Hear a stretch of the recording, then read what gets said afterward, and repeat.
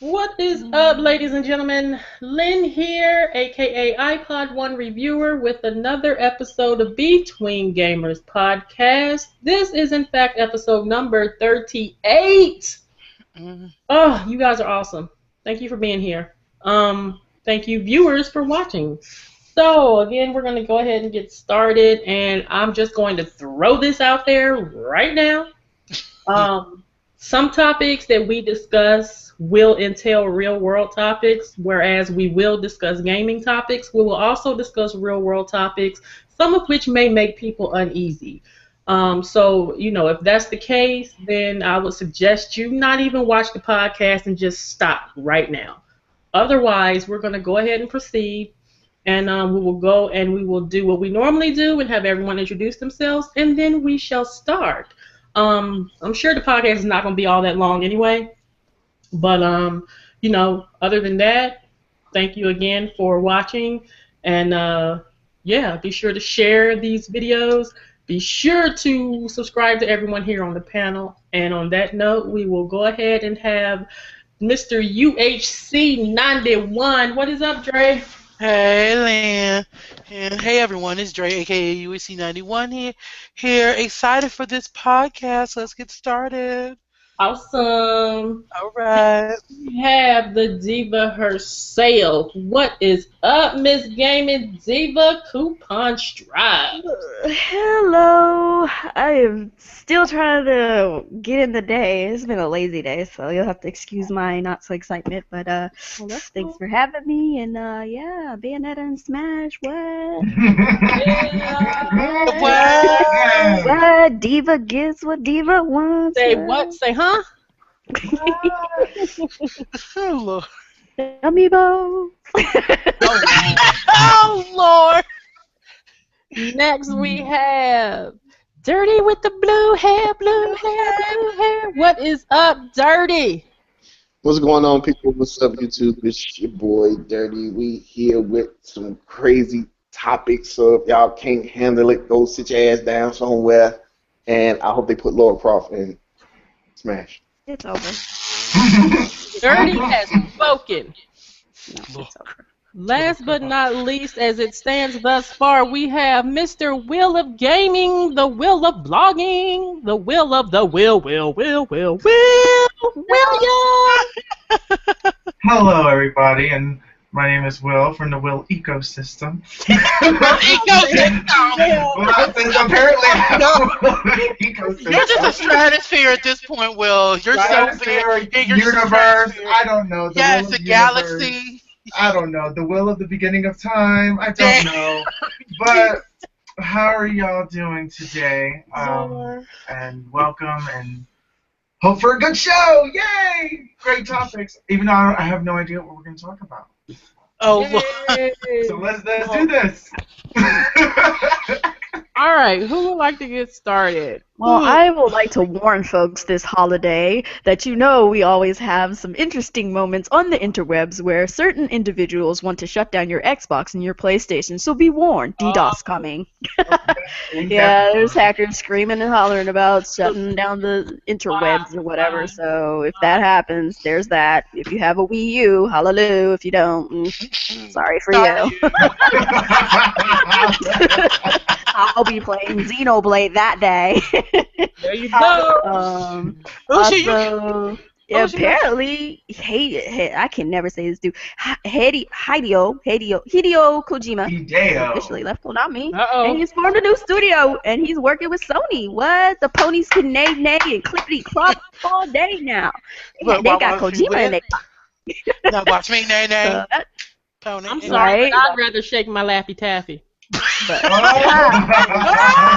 there we go. But that's pretty cool. What y'all think about that? I'm just glad he's away from Konami. I'm glad he's able to spread his wings and do some good things. So I want to see what he does in Sony's corner. Hopefully Sony won't drop the ball with this guy, because you got like you essentially got a freaking grenade. You got not a grenade. You got a freaking nuclear weapon in your pocket, and you you essentially throw it to the freaking Konami threw it literally in the freaking junkyard. Sony comes along, oh hey, what's this? And oh, we can fix this up real quick, dust it off, and there you go. So let's see what Sony does with it. I hope that he makes some awesome games, and I'll be checking them out because I ain't the type of person to care where he goes. Like as long as he's still making games, I'm good. So there's that. What y'all think? Yeah, I hope he brings something original to the table.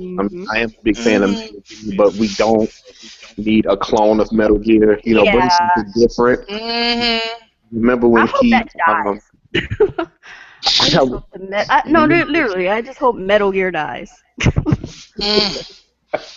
I remember when he did the other game he started working on, which was actually good. He only made 2 parts to it. It was on a PlayStation 2 called Zone Enders, and that was Zone of Enders. I have that game. I hope he does bring that back. Good. So if he can, bring that back or something to that type of style, that would be great. We don't need another Metal Gear. Let Konami do what they're going to do with Metal Gear X and call it a day. Yeah, I'm with that. Yeah, I got Zone of Enders over here right now, looking dead at it, like, yo. But I just hope he does well, and he just does a game that's like so fantastic and is so amazing that he basically wins an award for it, and he could just be like, "Oh, suck it, Konami!" Because I'm sorry, how they did him was fucked up. I'm just gonna say, what they did was fucked up, and how they did it, it's just no, no.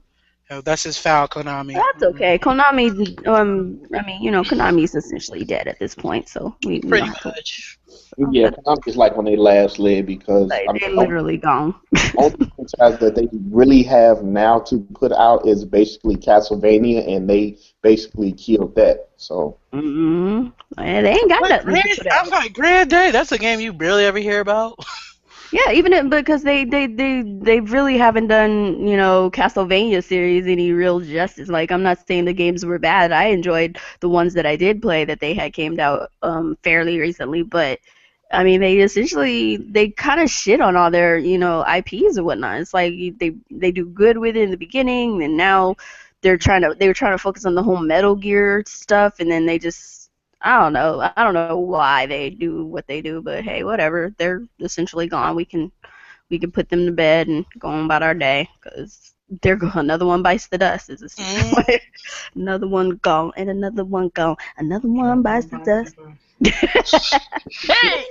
So everybody got the music Tourette's today. Yes. Yeah. You done rubbed off that. Yeah. They gone. Well, I feel with the whole Hideo Kojima thing, I'm really excited about this. I also heard that he's also working on Silent Hills still, even though that game was canceled, that I guess it's uncanceled, and Sony kind of took the reins of it. Because really, Hideo Kojima literally took Kojima Productions, but I think they lost all the rights to Metal Gear Solid. Like, even though that was made by Kojima Productions, I think Kojima Productions is still his. I think he can still use that name, but I'm not entirely sure, though. But, I'm glad that he's there. I hope that he does come up with a new IP, something really different, something unique, something that can really, that's just a big FU to Konami. Because that would be really, really awesome, and I would love to see all that stuff. So basically, I'm just reiterating everything that you guys just said, and that was whatever. But I'm just saying, yes, yeah, ditto.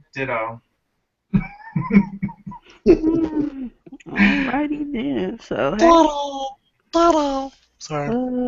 I don't know if anybody cares, but MegaMan 04 is coming to the Wii U Virtual Console tomorrow. Which is so there's that. That's a fun little something or other. Yeah. So Kuuppon, I have a question for you. How's that Xenoblade Chronicles? Oh my God, it's taking my soul. What the hell? I know, you post pictures, everything. Yeah, I be posting pictures almost every second. I'm like, what the hell is this? How the hell am I supposed to do this? Who is this motherfucker? Look at that. That's pretty. Ooh, what's this? Bye. Good night. That's exactly what I do. I just post a picture and a caption. I was geeking on that one photo you posted where you were standing at the top of a hill and all you seen was red, red, red, red, red. You put FML and then Nia said, "Rest in peace." I busted out laughing. And the funny thing about it is that I could only show you so much because there was literally red on the side, red on the other side, and red behind me. So I literally had to fight at least about 4 of those mofos. And I ran away from 15 of them that triggered because one of my characters ran across the field and started attacking things. Dumbass.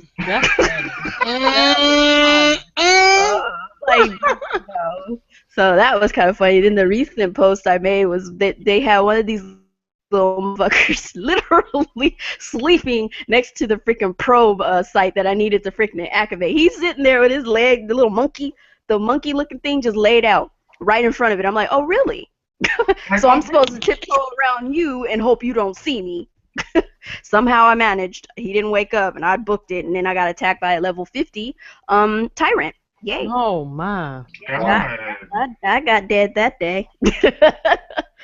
But it's a fun game. It does have your heart pumping because every corner you turn, there's some creature that it just spooks you because you're like, you haven't seen it yet, and you're like, what the hell is that? And then, or something will attack you because you didn't see it. It was either too high in the air or it was hidden somewhere underground or whatever the case. So there's always something that got your heart pumping. So you're always worried and alert. And it's been a while since I had a game that had me literally on my toes like every 5 seconds. I'm just like, okay, what's coming around the corner? What's going to be here? What's going to be there? What the heck is that? Why are you there? Bitch, why'd you go after that? I don't want to fight that. No. It's always something.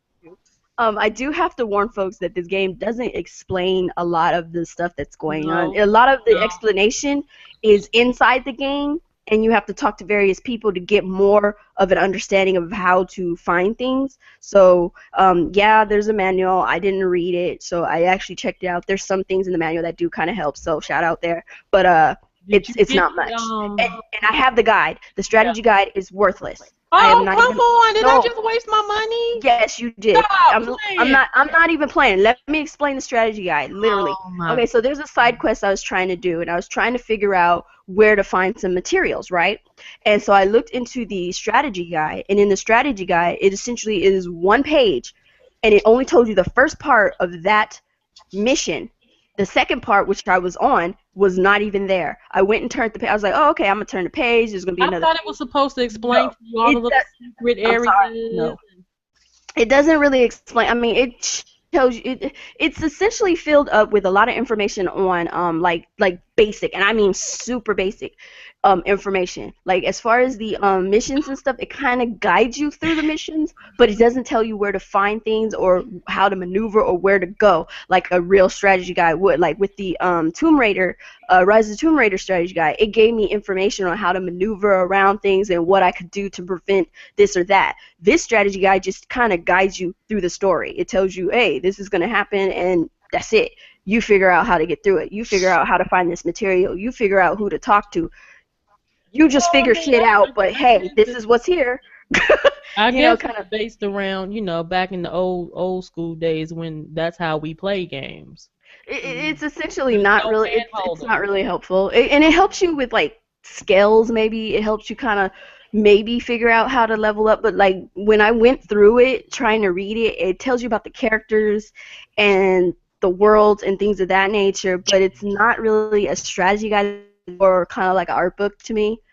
It's kind of like one of those art book things where like if you get a special edition. I wish I had known this before I ordered it. I had known too before I gotten it, but it is what it is. I'm gonna keep it. I mean, I can't really turn it back in, but I like it. It's interesting, and it does. There's some areas where it does kind of help you a little if you're savvy with the video games. And you can read the guide, and you could kind of sort of be like, maybe if I do this, this is what I need to do. It's a little guesswork with the strategy guide. That's just how I felt about it. It feels like it's guesswork, and if that's the case, I could just play the game without the guide at all. Exactly. Most of the time, I just go to YouTube to kind of get a kind of a glaze of where I need to go. if I'm stuck on something. Like, I can't figure out, because sometimes you will not get a little beacon. They usually show you a beacon on the map. Sometimes when you're doing a mission, there's no beacon. So you don't know where to go or who to talk to or what the frick to do, because they're telling you to go fight this enemy, and you're like, where is it at? No arrows, no beacons, and then you finally find the enemy, and they have like this little exclamation point, little green exclamation point over their head once you get to them. But that's before you get to them. There's nothing telling you how to get there, and you're like, okay. But like I said, that's not really a reason to like not pick up the game. If you're okay with grinding, if you're okay with figuring things out as you go, it's not overly frustrating, but it does get a little annoying from time to time. But I mean, the game itself makes up for it in droves. It's just so much to explore, so much to do. There's just too freaking much. I think they really went overboard with this game, and that's not a bad thing. But at the same time, it's like, damn. And I can honestly say maybe this game is bigger than Fallout 4 and Fallout and freaking Witcher, because they were saying it was bigger than those two, and I was like, I don't think so. But looking at it and just seeing all the stuff I have to do, and the fact that you have to, I've been using fast travel like it ain't nobody's business, because you'll be damned if you have to run to a certain location. Fast travel is your friend. The follow ball is your friend, and I haven't gotten there's this other thing that you use which helps you kind of get the lay of the land. It's like a little camera, but I haven't acquired it yet. I don't know if you acquire it at a certain time in the game, but that will probably be helpful, and once I get my scale to actually travel further, that'll be helpful. So, but I do recommend this game to a lot of folks. If you have a Wii U, you're doing yourself a disservice if you haven't picked it up or at least played it. Miss K, I'm talking to you. What would you say to someone? Miss calling her out. Shots fired. Miss K has Xenoblade.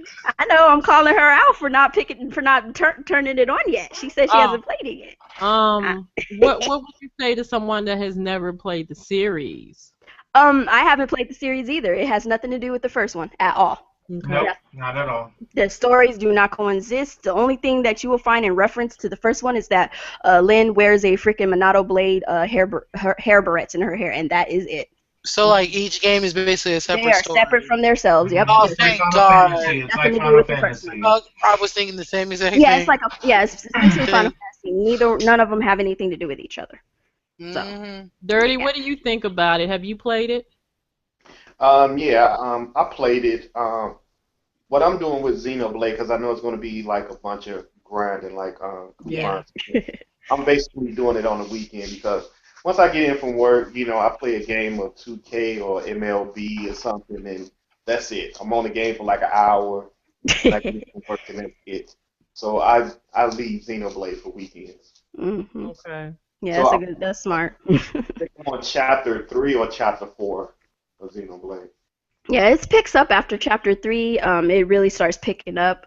But one thing to note is that most of the time you want to kind of just do the story. For people who want to just do the story, understand that there's no such thing as I just want to do the story. You have to literally do side quests, because there are prerequisites before you can even start a chapter. I'm just gonna throw that out there. Like you have to do certain side quests and affinity missions and collecting things or opening locations and so forth before you can even. You have to level up to a certain level, and you have to have certain there's certain friends and stuff that you have to this affinity. That's like your friends or stuff. You get to know them better and stuff. There's certain things you have to do before you can even start a mission. As far as the start the chapter missions. I just now started chapter 5.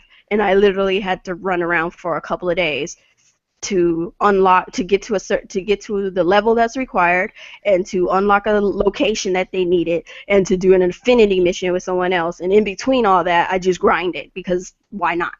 So, you playing with actual people?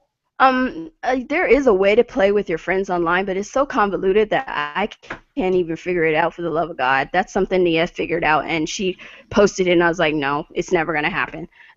It's still something that I'm a little perturbed with as far as Nintendo's concerned with games that are on their system.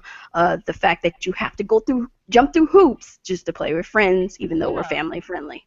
You get what I'm saying? So, yeah. So if anybody can find an easier way to actually play with friends online, by all means, let me know. But if I have to literally go out and kill various different animals and creatures and whatnot, and then go to this other place to unlock this, and then go find out if anybody's online, and then do something else to open, no, too much. It's Wow, really? Yeah, it's too much. So, okay, it seems to me that there's just so much, like they're saying, oh, it's four-player co-op, online co-op, blah, blah, blah, but then they make it difficult for you to even play Yeah, 'cause co-op. there was this one time that I accidentally, I don't know what I did, but I went to go and sign up to play with co-op with someone, and I ended up playing co-op with one other person, and I was in this battle sequence, and we're fighting these things, and they gave us a scenario fighting these things. I'm like, how did I get here? There's this chick, she's fighting, and I'm fighting because she wasn't following me. She went off the radar doing her own thing. I was like, oh, okay, so she's a real player, and I'm doing my thing, and we managed to fight these enemies, and we leveled up, and things were good. We got rewards and stuff, and then I went back to try and do it again, and for whatever reason, it was like, no, you don't have enough something, or you need to do something, and I'm just like, well, screw this something, because I'm not, no. Like, I don't know. I could be wrong, so like I said, if anybody does have better information about the game as opposed to me, I'm still in the beginning. There's people who have 4 scales already. I don't understand that. That's called dedication, is what that is, or insanity. One of the two, or both. They sleep. Like, they don't know. They don't sleep. They don't shit. They don't eat. They don't do nothing. They just play. They just sit there and drink energy drinks and play. Probably. Fair warning. People have died for doing that. Just so you know, you might want to take a nap. That just is a true. thought. Yeah. But yeah. So there's that, and it's just. But it's a really lovely game. It really does. It really shows you the beauty and the detail that they put into these creatures. Because you'll just walk around a corner and you'll see something so weird looking, but at the same time, it's just beautiful. And you're just like, wow, that is pretty freaking awesome. If this game was on computer, oh my god, with 4K, oh my god, if they could just fix those characters, because I'm sorry, the characters are kind of PlayStation 2-esque, but you can. They have a PlayStation 2 kind of nostalgia factor. But I can forgive it because the world is beautiful and so big and so robust, so I can forgive that. But the customization was a little lackluster. So I was a little disappointed in that. I mean, they took my bust sizing away, so I have a flat-chested chick, but hey, whatever. I'm kidding, I don't care. And the whole thing with the bathing suit's not that big a deal. Basically, if Lynn or somebody who's of a smaller stature puts on a bathing suit or whatever, it'll be the bathing suit from originally, the revealing one, but as soon as she puts it on and it'll be not. They'll go away from the revealing one and she'll actually have on something less revealing. So it's not that big a deal. I mean, unless you're just a pervert, then, too bad for you, whatever. But it's not that big a deal that they censored some of the stuff. The boob thingy wasn't really that big a deal. I just wish they had more customization as far as like face and lips and eyes and tattoos and things of that nature. They had a lot. They did have a lot. I just wanted more and more, I don't know, the skin color graph was a little odd. It went from light skin straight to dark, and I'm like, can I get an in-between there? Like, what happened? No in-between? All right, cool, whatever. So either kind of light skin caramel and then just, blue, black, chocolate, whatever the fuck. I'm like, okay, whatever. But the game is lovely. The game is definitely lovely, so I recommend it to folks if you have the time for it, first of all. That's the number one thing you should ask yourself. Do you have time for a robust game like this? Because if you don't have time for Fallout and you don't have time for Witcher, which are pretty big games of their own, you probably won't have enough time for this game. That's just the way to scale it, kind of. It's a lot to do. So there's that.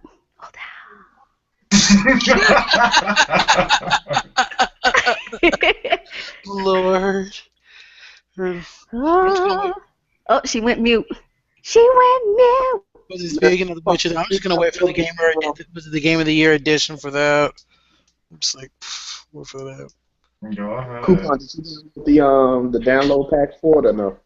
What for what? For Oh, for Xenoblade, you had. Xenoblade? Yeah, for the longest I just had the one for like loading the what was the basic load pack, and I really didn't have any troubles with anything else.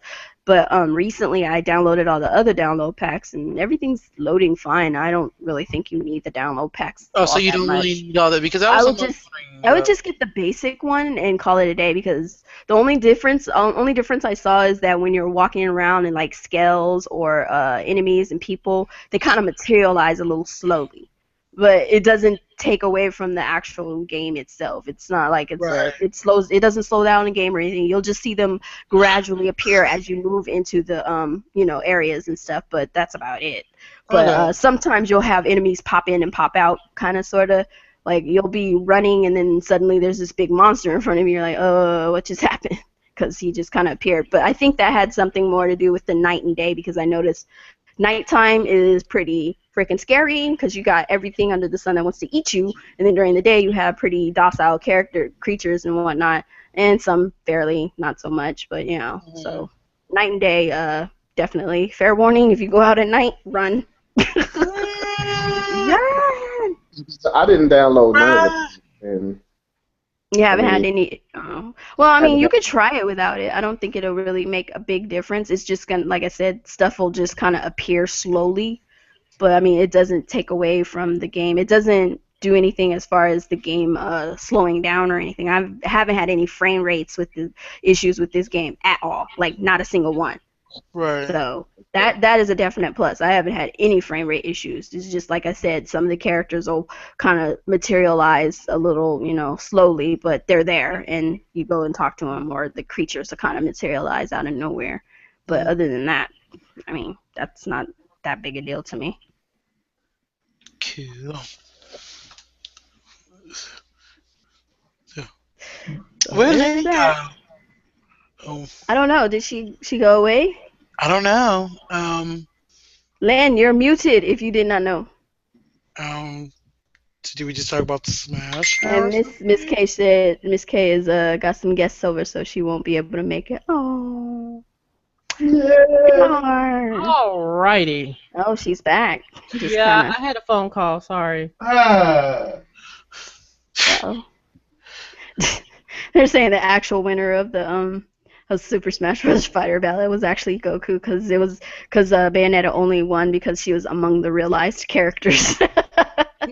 Uh, nah, it's just a joke. That's funny. But speaking of Bayonetta, yay! Oh, the Diva Yeah. is truly in the house. I get my Bayonetta amiibos. Oh, now you can say, Uh-oh. do you want to touch me to another level? Oh Lord and Jesus. So Okay. they're gonna do a Bayonetta amiibo, huh? Yes, Well, they yeah, they're gonna are. do an amiibo for every character. Yep, they confirmed it. I That was it's it, but was it her pose? But her pose that they're gonna do is really interesting. I'm curious to see what they're gonna do with it. With Eh, her. probably, it's probably her usual pose. The only No, problem it's the pose that you see on the website. So whatever the Yeah, website, if you go to the No, I website, was. that's that's I know. not Bayonetta's I'm pose. just. right because I don't know. My only issue with her amiibo is that with mostly all of the humanoid amiibos, they tend to make them small and they look weird. So she's gonna have derp face. She probably won't look all that great. Let's hope. Let's pray for no dirt face. Y'all are nuts. So What? You know, I'm not Palutena. gonna get her with No, derp face, but geez, can you try not to derp face her? It I would be know, nice. right? I'm still not over Palutena having dirt face in her one pantyhose. And sausage fingers. I know, right? Oh, What she do? He ain't lying, Lynn. You know he ain't. That derpy looking face. It's in a man hand. Girl. oh. She's like, oh. She feels bad for the amoeba, but no, I wasn't. No, I'm just curious to see what's gonna happen. Praying for no dirt face. Was it? Women, who's the other one? Corinne, Corin, yeah. Corin. Corin. He's Yeah, from the new Fire Emblem. So that Fates makes game. 5. Was it? Yeah, 5, 6. No, That's six 6, Fire Emblem yeah. characters. Great No. day. Let's see. We got Roy. We got Marth. We got Lucina. We got Robin. We got Alright. Right. and who else? Corin. Yep, and that's corn. right. So that's 6. Wow, shoot, Fire So Emblem, y'all got a lot of it's love. basically Fire Emblems and Friends because I don't know. But Are there's they like, above? but there's 6 Have they? Pokemon. There's 7 Mario characters, 7 Zelda characters, or 6 Zelda characters. I'm not sure. So really, No. it's like, 5. There's is it 5. 5? Is it 5? Yes, Yeah, it's there's 5. 5 Zelda characters.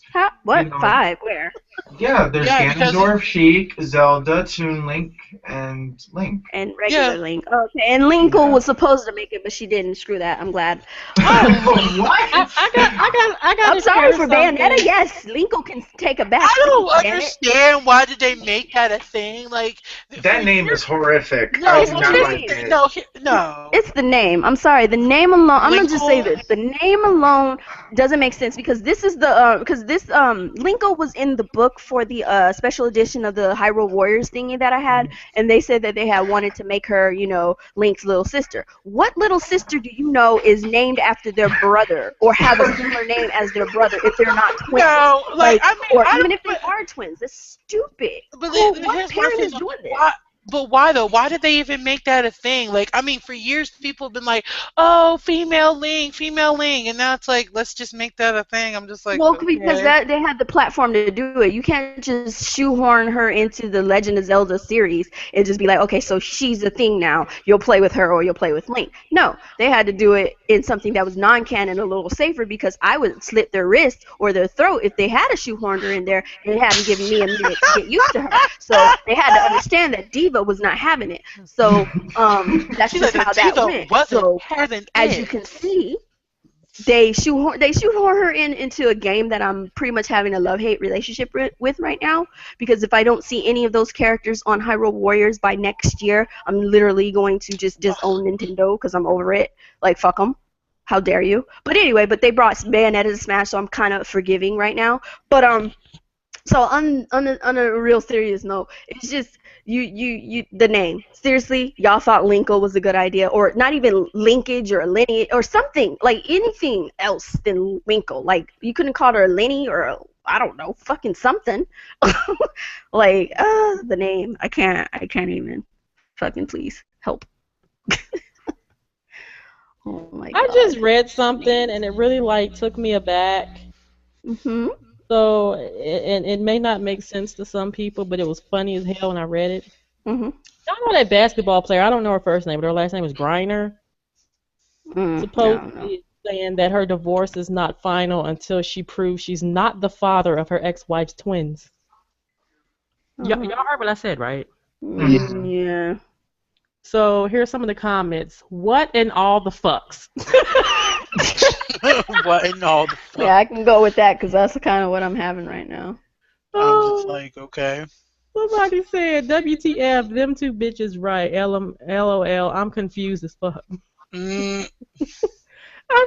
This one dude said, I've read the title 5 times and it makes less sense every time I do. I'm sorry. I had to share that because that was funny as all get out. I'm like, yo, Oh are God. you serious? Yeah. Okay. Oh God. Back to our regularly scheduled They are so I got wrong a for this. side note here. So I don't know if anybody gives a crap. I honestly don't. But there's some kind of best games ever type of championship going on, and currently the final battle is between Undertale and Ocarina of Time.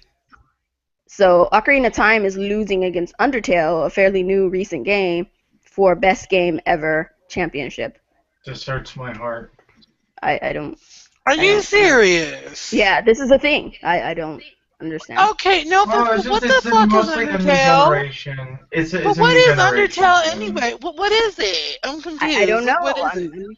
I'm hearing Undertale is And a it's really good game. Wait, I'm sorry, but like that almost makes me want to cry. I Like, honestly don't care. It's just, it was weird. I just wanted to point it out because I thought it was weird that they even have some championship type thing going on about best game ever. Really? We do this now as gamers? We have to we have to have a game You can't justify. Oh my god! It's essentially what this does. What this is to me is like, okay, we're gonna have a championship, and whatever game is the best game ever, and then I can justify my purchase of that game, and I'm better than you. What? When did we come to this as gamers, being better than someone based on a video game? Who cares? uh, Social media. yeah, it's too much. Like the internet just destroyed what gaming truly is. Now I understand. Now I understand. So, should we get to something serious or no? Okay. Well, What does the anybody world? have anything else they want to discuss beforehand? So apparently, I found out on Facebook. Was it they're talking about Splatoon selling over 1 million copies, and That's it. A Squid Sister concert is announced. I'm like, wait, what?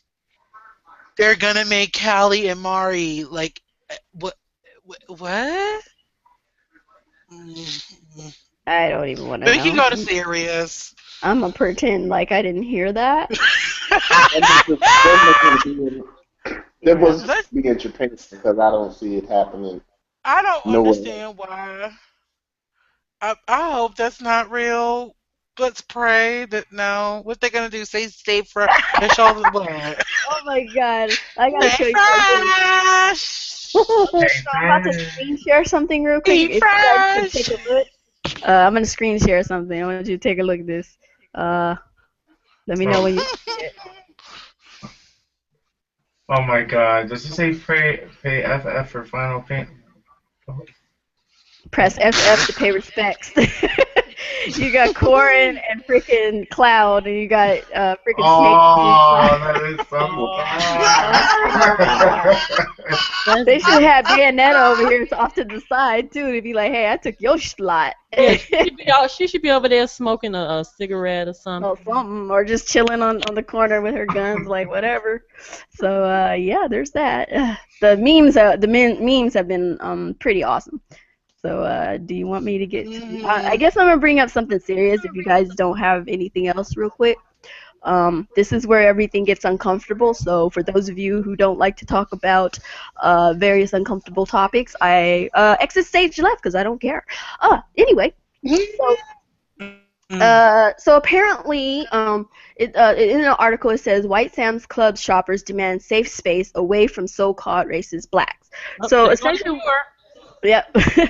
So essentially, what's going on is the CEO of Sam's Club came out recently and during an interview, and she basically had this to say: "My executive team is very diverse, and I make that a priority. I demand it of my team and within the structure. And then every now and then you have to nudge your partners, and you have to speak up and speak out. And I try to use my platform for that. I try to set an example.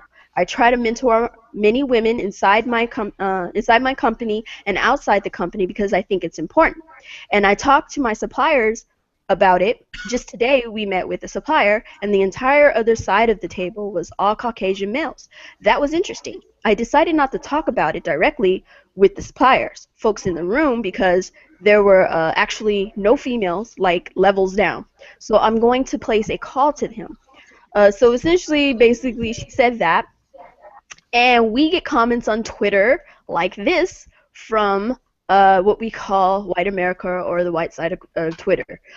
Sam's Club's idea of diversity is to not hire white men. That's why I'm going to boycott racist Sam's Club. Well, I'll take your money. And then they have a little meme here with Sam's Club there, and they say, "We'll take your money, white people, but you're not welcome in our management." Boycotting Sam's Club. And then you have a lady saying, "A black female CEO is anti-white. Let's get her fired." So this is how, and I'm gonna say it, and if you're uncomfortable with it, get out. I'm gonna say it. This is how white folks always flip out. They go off the deep end when race and diversity is brought up in the conversation. And it essentially comes from a deep-seated understanding that they're scared. These people are scared.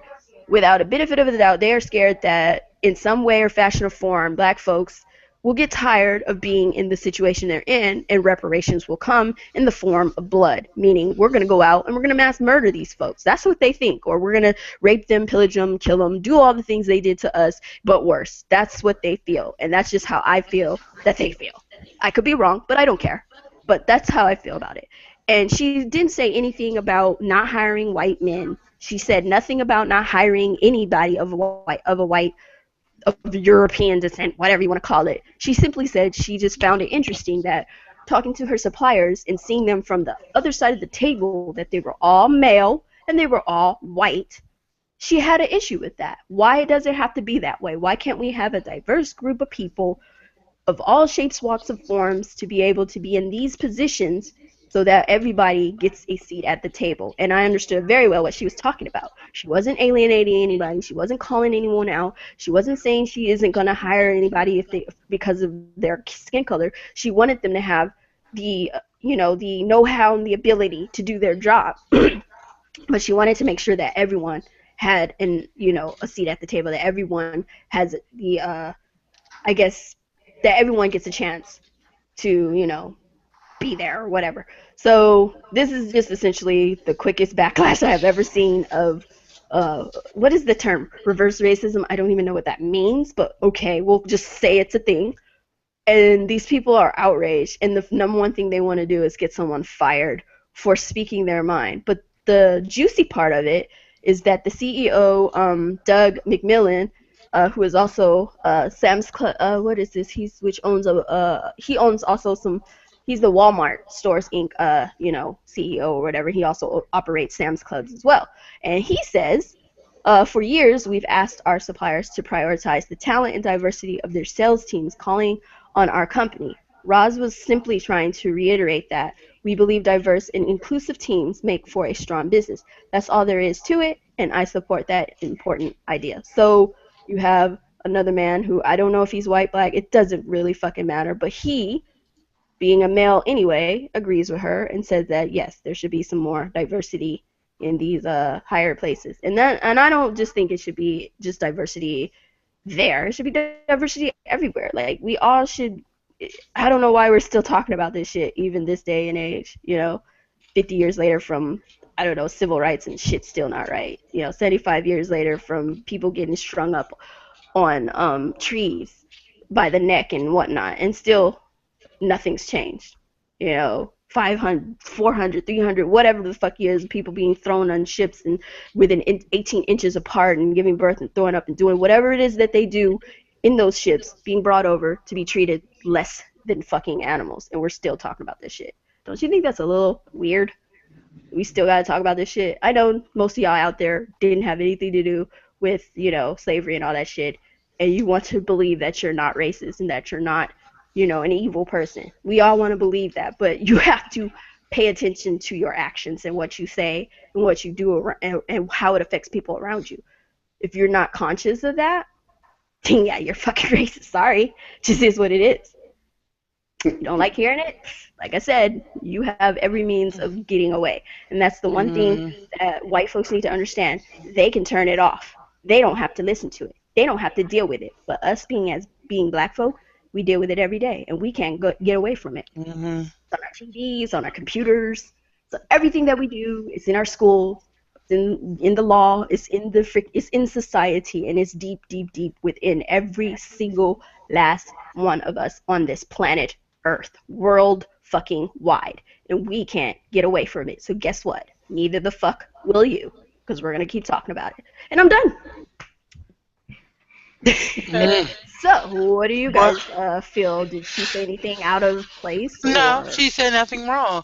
She said absolutely nothing wrong. She's saying the truth, and what happens is that people don't like to hear the truth. They like to live in their own disillusion utopia in their head, where privilege is a thing, and everything like that. So it's like, seriously, if you look at everything.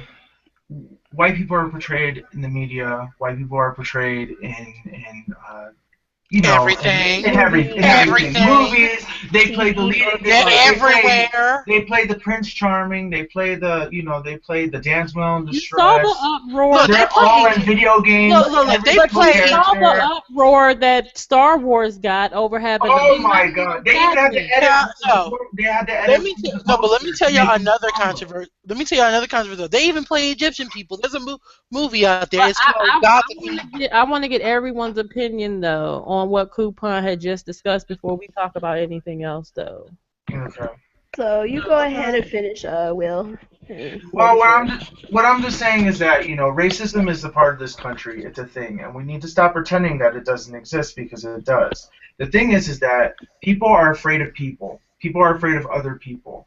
Racism exists in all races. Everybody is racist. But however, there are certain races that get really treated really, really bad versus another race. There's different types.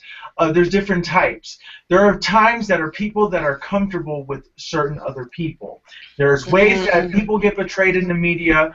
There are ways that just everything gets portrayed out of whack. People are seen as bad, people are seen as good, and it's dangerous. It's very, very dangerous.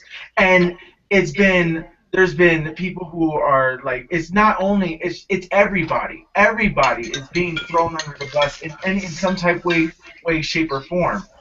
And the thing is that I don't know how we're gonna fix it. We don't know how we're gonna fix it. The thing is that our video games are usually two races. It's either white or Japanese. That's pretty much it. There's really no diversity in video games. There's, if you look in movies, it's getting better, but it's still not there yet. Like, I remember when The Wiz came back, how The Wiz did that reiteration. Do you guys remember that? What happened with that one? Yes, that was horrible. And, like, people are like, so evil. So people were just looking at that as an all-black cast. They were looking at an all-black cast. Look at the original Wiz. They didn't know the original one. They didn't know it existed. That's how stupid they are. Yes. These people did not know. They didn't know. They literally didn't know, because the first person who posted something said, "Look at this black cast, blah blah blah," and then somebody informed him of the original Wiz, and then he came back and said, "Well, apparently there was an original Wiz and I didn't know and I was uninformed." Yeah, you're fucking ignorant. You're so damn quick to jump the fucking gun, but you don't look at like we keep saying, you don't look at history. You erase it, whitewash it, delete it. It doesn't exist because it has black. I'm sorry. History is as black as the fucking earth if you keep digging. That is nuts. I also heard that in terms of racism, and I know that this doesn't have nothing to do with. Well, this does have something to do with it. In Texas, they're trying to delete slavery. Have you guys heard about that? Yeah, you mean They're trying to say that black people were immigrants. That is not the case. Working immigrants were not immigrants. I was so were slaves. I was so fucking erase the term slavery and what it means, and try to cover it up like it's a little dark spot in history. No, it happened. Okay, and to be honest, it's still happening. So people need to acknowledge it, and also people need to change it. You have these people raising people a certain way. Yeah. So this stuff is learned. This is not something that you are born with. Nope. This is a learned behavior. You learn to hate people. Basically. And I mean, it starts with the parents. The parents need to just stop the ignorance and just stop it, But they don't know how. You want to hate a culture. What is the point of you hating a culture? All of us are the same underneath our skin, okay? And who's to say that, they don't feel like that, but who's to say, too, that, something happened to you one day, and say, for instance, you need a blood transfusion. You don't know where that blood comes from. Who's to say you ain't getting that blood from a black person? Don't even sit up here and trip like that. People need to stop it. Just stop it, because that is the most ignorant crap I have ever heard in my life. How you going to hate a race, a culture, a creed, just because of the color of their skin, or just because of a certain background, or anything like that? Why? Why? Or how you think they act, mind you, because they think we all act hood and ghetto, and it's just like, seriously, exactly. Not all of us act like that. I'm sorry. Some of us actually do act like as if we have some sense. Thank you, Hugh. I just don't understand it. I really don't. I mean, that is the most complete ignorance, if there ever was, ever in life. You can't sit up here and hate a culture of people just because of the color of our skin. Y'all need to get up off that craziness, get up off that madness, and just stop it. No, but you're right. No, you're right though. It's taught, and it's sad that basically parents sit here and teach their children to hate black people for no damn reason. Yeah, exactly. It's You know like, what's even worse? You know what's worse than people who actually teach their kids this stuff? The people who don't know that they're teaching their kids this stuff. Exactly. Those people are worse because you honestly believe that you're teaching your child all the wonderful, culture things in life, and your child is understanding that. But there's an undertone that you're also teaching your kid because, like we've said, you guys are white folks are represented in every walk of life. You find that a little narcissistic. That everywhere you look, everything's white, but wherever I look, I have to go and peel the fucking, I gotta peel back layers and layers just to find anyone who looks similar to me in most everything that we've learned. You cannot sit up here and tell me that everybody on this planet is white, because that's essentially what you're trying to tell me. Everybody around the world is white. You learn of black people. What do you see? rap video. No, like back in olden days. Oh, okay. If you learn about black people, exactly. You see they're always people in servitude yeah, format. they're dressed up in these rags and they're serving people, and you don't ever see black people portrayed in a positive light as far as culture-wise. And we're not saying not all, and we're not saying all the time. We know there are some representations out there that are really good and positive, black representation. But when we literally have to go looking for it, and that's the problem I have. Why do I have to go and search and research and look and read and all this other? Why is it like pulling fucking teeth just to find something positive about my people? That's where I have the problem. I have to literally pull fucking teeth. I gotta get real ignorant and mad and angry because I just want someone who looks like me, who represents me as a person, and know that, hey, I'm proud of that. That's awesome. And I literally have to join black related clubs and things of that nature. Why do we even have to have black or white clubs? Why do we have to segregate them and put that title on them? Why can't they be a club for this and not a white club for this, or a club for that, or not a black club for that? Why does and we're not ignoring the fact that there are people in between the whole black and white race, because you got the blacks and the whites, and you got black and white. It's always been a struggle between us. But then you got the people in between who are stuck between all that, because you have the Mexicans and Asians and Hispanics or whatever in between that, who have to choose a side. And nine times out of 10 they choose the white side because they look around and they're like, well, white is right and black is whack. So obviously I'm going to go to the white side. So they don't identify with the fact that they have black blood in their fucking veins, because I'm sorry, y'all do. All you Hispanics out there, check yourselves, because you have black blood in you. And I hate for you to feel upset about it, but it just is what it is. But you rather identify yourself as, oh well, I'm not black, I'm this, I'm Hispanic something this. Okay, whatever, be that, but don't come running over to our side of the fucking tracks when we're fighting for something and we finally get some kind of reparations for something, and now you suddenly are black. No, bitch, you're that, ain't you? Fuck on, is all I'm saying. It's just, don't pick and choose. Like, why should we do that? We all should be coming together. We're all humans, but according to history, black folks ain't even worth the salt to spit on. Basically, according to history.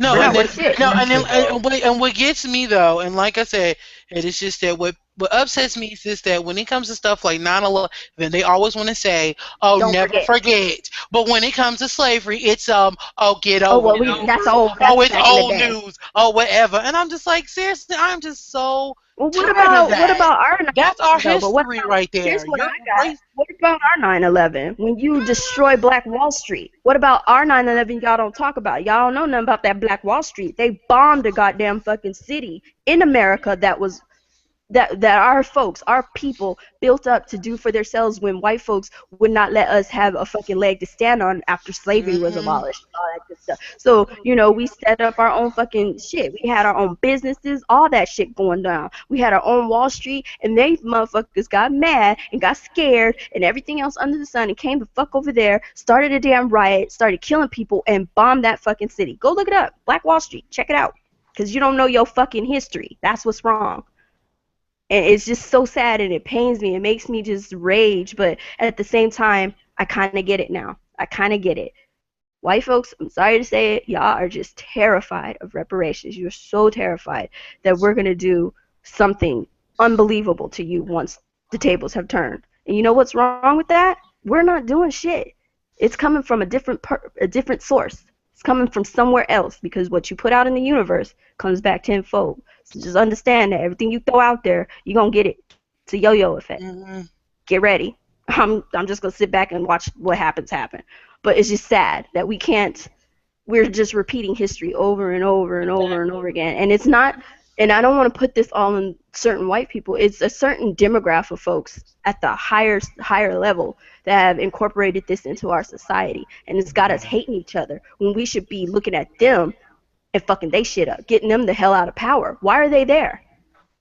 If we all came together at the bottom level as an army against these few individuals, this 1% millionaires and billionaires and whatever the fuck heirs, if we all got together and got them the hell out of fucking Dodge, put them the fuck out in the world, whatever the case we got to do, things would probably get better. We could probably start healing, because it ain't really anybody's fault that is living today. It's something that happened, and it's something that needs to be talked about, so us as people can heal and, you know, and get over the anger and the frustration that we have on a daily basis. That's what it is. It's frustration and stress and anger, and we don't have anyone who will just have an ear to listen, and then someone who will take that. It's in your face every day. Every damn day.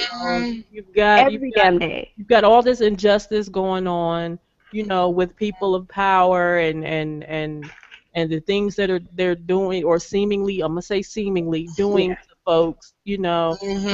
You see that it's in your face all the time, and then there are no consequences. Like how are we supposed to react as a race to something like that?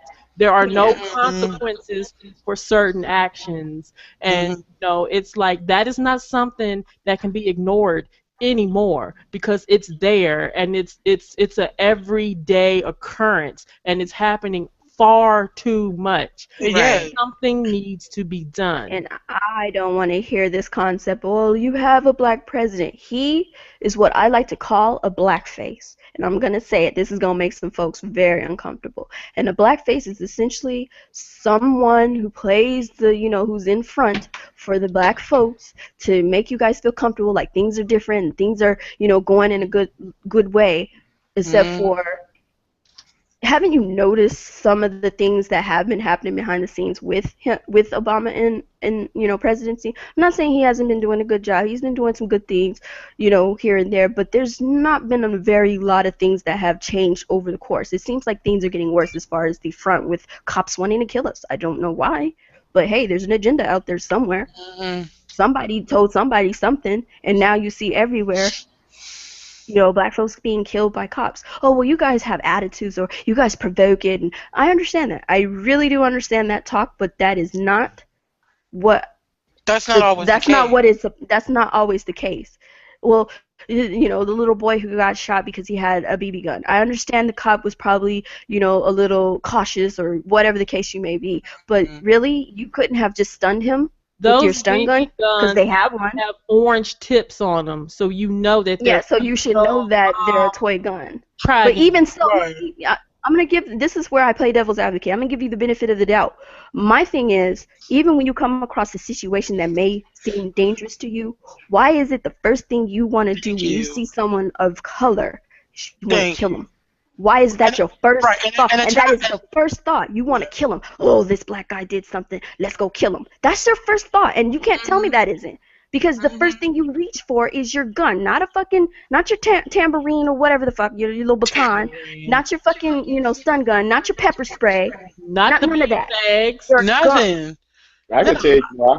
I can tell you exactly. That's how they're trained. I was about to ask you, Dirty, because you ain't said nothing thus far. Go ahead, Dirty. The reason why they do it, because, I mean, majority of these cops, you know, are racist anyway. You know, black, Hispanic, or whatever, and they're patrolling our neighborhood. But they also see how we treat each other. So when you don't like a race of people already, and you see how this race of people treat each other and kill down each other over nothing, over a pair of gym shoes or a jacket, they Mhm. do the same thing because they already don't like you. And times out of 10, they can get away with it. Just like the boy in Chicago that got shot 16 times. Right. Did not hit the news. And that's the thing though about it. Even though you shot this person, why does it have to go past 2 or 3 shots? What is making you shoot somebody 16 Right. fucking Right. Where times? is Why that does it have to go hate? past one? I know, right? Like literally, why don't these cops ever shoot to wound? You know, Exactly. just in No, because they case. want to Because you're kill. trained Like to Kill. They're shoot trained shoot to shoot kill. shoot at the shoot at the leg. Shoot at their foot, Shoot their at leg, the their arm. kneecap, something that Right. keeps them At alive. the head, don't shoot them in their Right. chest. You Don't shoot shoot them them in in the any shoulder, vital and I know organs. Right. Yeah, but it But is honestly, harder but to still, shoot don't even somebody. shoot at all. Don't even Yeah. shoot at all. The thing is Well- that what bothers me about this whole entire thing is that I honestly, look, I'm in, like, there's, I can't even. It's just that it's upsetting and it's infuriating because this has been happening even before the internet, and now it's just coming to light. Right. You know, so now, you know, in that regard, it's finally being seen for what it is. Yeah. And the thing is that there's still a lot of cases out there, a lot of cases that go They don't ever get talked about. that And what? sweep under the rug. And it also is not just for blacks, but it's also for Hispanics too. Right. I'm not saying that it happens as much, but I know that a lot of Hispanic stuff gets swept under the rug that people don't ever hear a single word of. The thing is that and the thing is that I don't want to pick and choose and play sides. But the thing is that how do we fix this? The only way we can fix this is that if we can talk and people are honest about their feelings. I know that sounds stupid, but like because the thing is that everybody. It's not. No, it's not stupid. Wait, let him finish. Let him finish. No, I'm just saying that everybody has their own. Everybody is racist to some extent. Okay, there's some people that are just so racist that we just use all the profanities to a race. There are some people that they agree with stereotypes that is said about a particular race. The thing is that everybody has that. Everybody does. Everybody assumes that this person is that this person is that this person is this, and this person is that. Now, we as regular people, we just say, okay, well, we understand that this is not all the people. It just seems like it's all the people because that's what you're currently seeing. So the thing is, like, if we just say, like, for example, let's just take a stereotype that Asians are bad drivers. The majority of people are going to probably agree with that statement because they've dealt with Asian drivers or women drivers. They say that too, that women don't know how to drive. The thing is that, you know, there's always a stereotype for something, and then so that's how racism gets learned. Is through the stereotypes that we put it through. Our parents followed by those stereotypes that when a person is driving and the kid is in the front seat, and let's say that an Asian is driving and is not driving too well, they're gonna be like, oh, that effing Asian, that's all they all are. That's all they use the word all. That is the problem. Not person, they use all. They don't single it, they generalize it and make it the whole thing. And that is the problem with everything. When you say the word all, that you're painting the picture for everybody who is in that category is now affected because you use the word all. Instead of just that person. You know? So the thing is that I understand when you're angry, you have the tendency to say a lot of things that at the time you don't really mean. But in that moment, if you're saying it, you do mean it. It's somewhere deep-seated in you that has finally come to light. The thing is, things that you've been repressing. The thing is that the only way that in my opinion, and this is just my opinion, I'm not stating that this is going to be the actual solution. I'm not no leader or nothing. I'm a nothing, insignificant nothing. I'm just saying that when it comes to people, the only way that we can do it is that we be honest with each other. To not be afraid to talk to each other. If there is a problem in particular that people have, unfortunately, look, whites are afraid to speak to blacks. That's a fact. It's a thing. Because the thing is that there could be certain aspects that white people have. They feel that because they see in the news that black people are that they're portrayed as short-tempered, that they get mad at the littlest thing. If you look at them the wrong way, yada, yada, yada, and that triggers it. So people get scared. They would rather avoid, stay quiet, and not talk about the issue that's at hand. So they would just, so they'll just run away. They'll keep their head down. They'll keep their eyes on their phone whenever they're walking down the street. And they see a black person on the street, they'll cross the street. Something like that. Because they see things, or they have friends or something that has a negative influence with a person, and then they automatically assume that everybody's like that. Just because somebody dresses this way, just because somebody is like this, just because like that. Because the thing is that if you put, let's say that you put two people of a minority race together. One is wearing what is considered hoodlum clothes. The other one is wearing nothing but like a business suit. Really smart. Who is more approachable? The business suit. The business suit. Now, if you were to put a white person in hoodlum clothes and a black man in a suit, who's more approachable? The white man. Exactly. This is a problem. So it's not just the clothes, it's the skin color. And because there's I don't know what the problem is. I don't know why people get so, especially in these days, why people are this way. I feel like it is getting slightly better. It does look worse, but I feel like it is slightly getting better because with every generation, that generation is teaching the last generation of stuff. Sure, racism is gonna be here until after we all die. It's still gonna be here. It's still going to be here. It's going to be here for hundreds of years, thousands of years. It's going to be here. Unfortunately, people don't like different. So, like, no. I'm going to quote Meowth from Pokemon. I know this is stupid. Oh, Lord. I hate to say it, but I have to say it. No. He says a quote. He says, you know what? We all do have a lot of things in common. We share the same earth, the same air, the same sky. Maybe if we always start looking at what's the same instead of always what's different, well, then who knows? Well, that makes sense. It makes sense. But the thing is, like, why don't we just always start looking at what's the same instead of always what's different? Why can't we do that?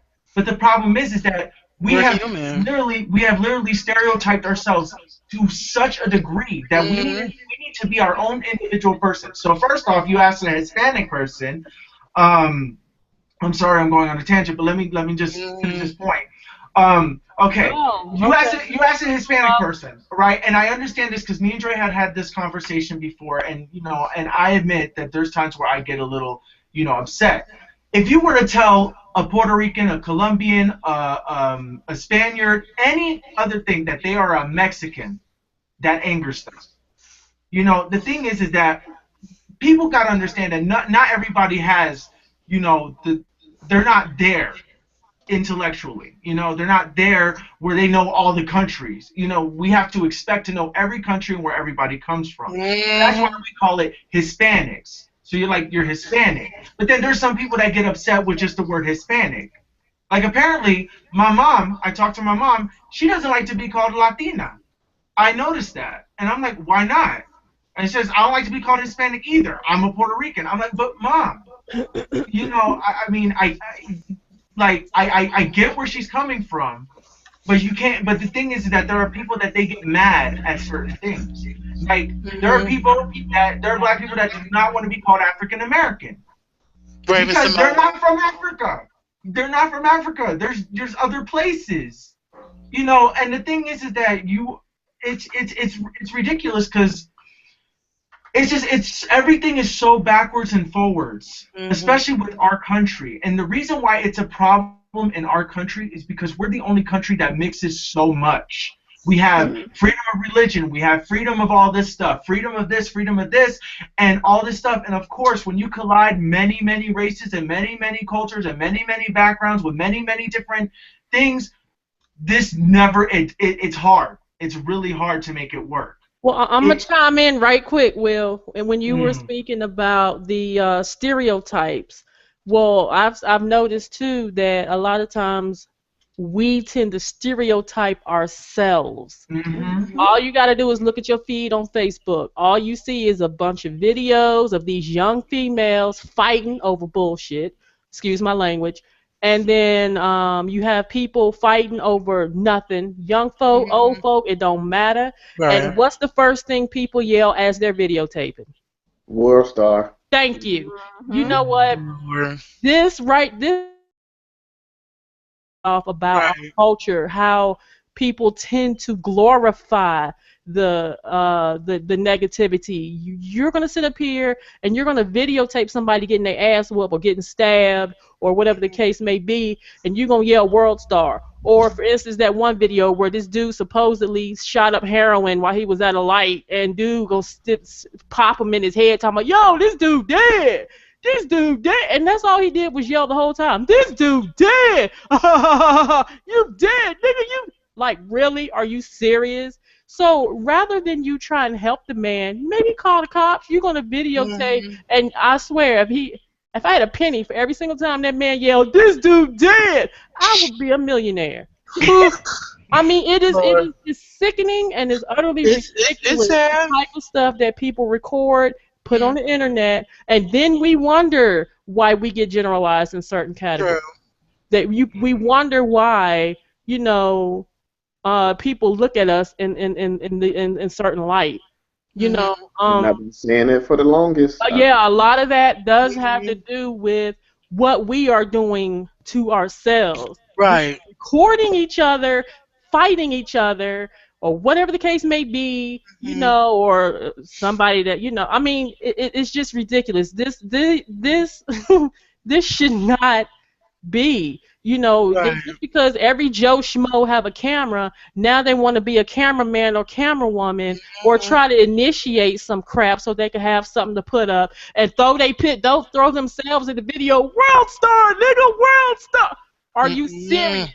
Okay, how about glorifying getting an education? How about glorifying finding you a nice, decent job? How about glorifying you actually getting married and raising a family and you doing these things together as man and wife? How about glorifying things like that? Why are you going to sit out here and glorify people getting their ass whooped or running up in some chick's house because some shit she said on Facebook? I mean, I don't understand it. I don't understand. Right. Yo, check me out on YouTube, blah, blah, blah. Check her out on YouTube, blah, blah, blah. And you run up in the house, get your ass whooped, and then get stabbed.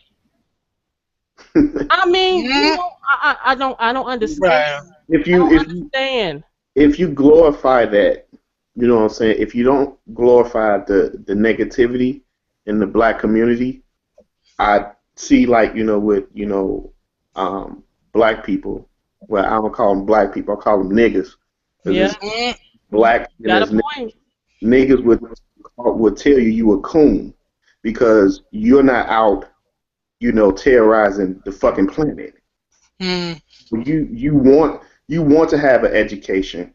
You know, you want to be there for your kids. You want a job. You want to be, you know, you want to stand on your own too and not depend on a government check every month. Thank So you. you're the coon because this is what you want to do in society. But the niggas, they get glorified and praised and oh man, did you see that video? That nigga put up on Warzone. Oh yeah, that was the shit. That was the shit. Actually, and I blame a lot of it on social media. Exactly. I really don't mess with social media like that. I don't have a Facebook. You know, I have a Twitter, but mostly the Twitter was for, like, you know, for the developers of video games. I don't care about the other stuff people going through in their life because everybody go through something.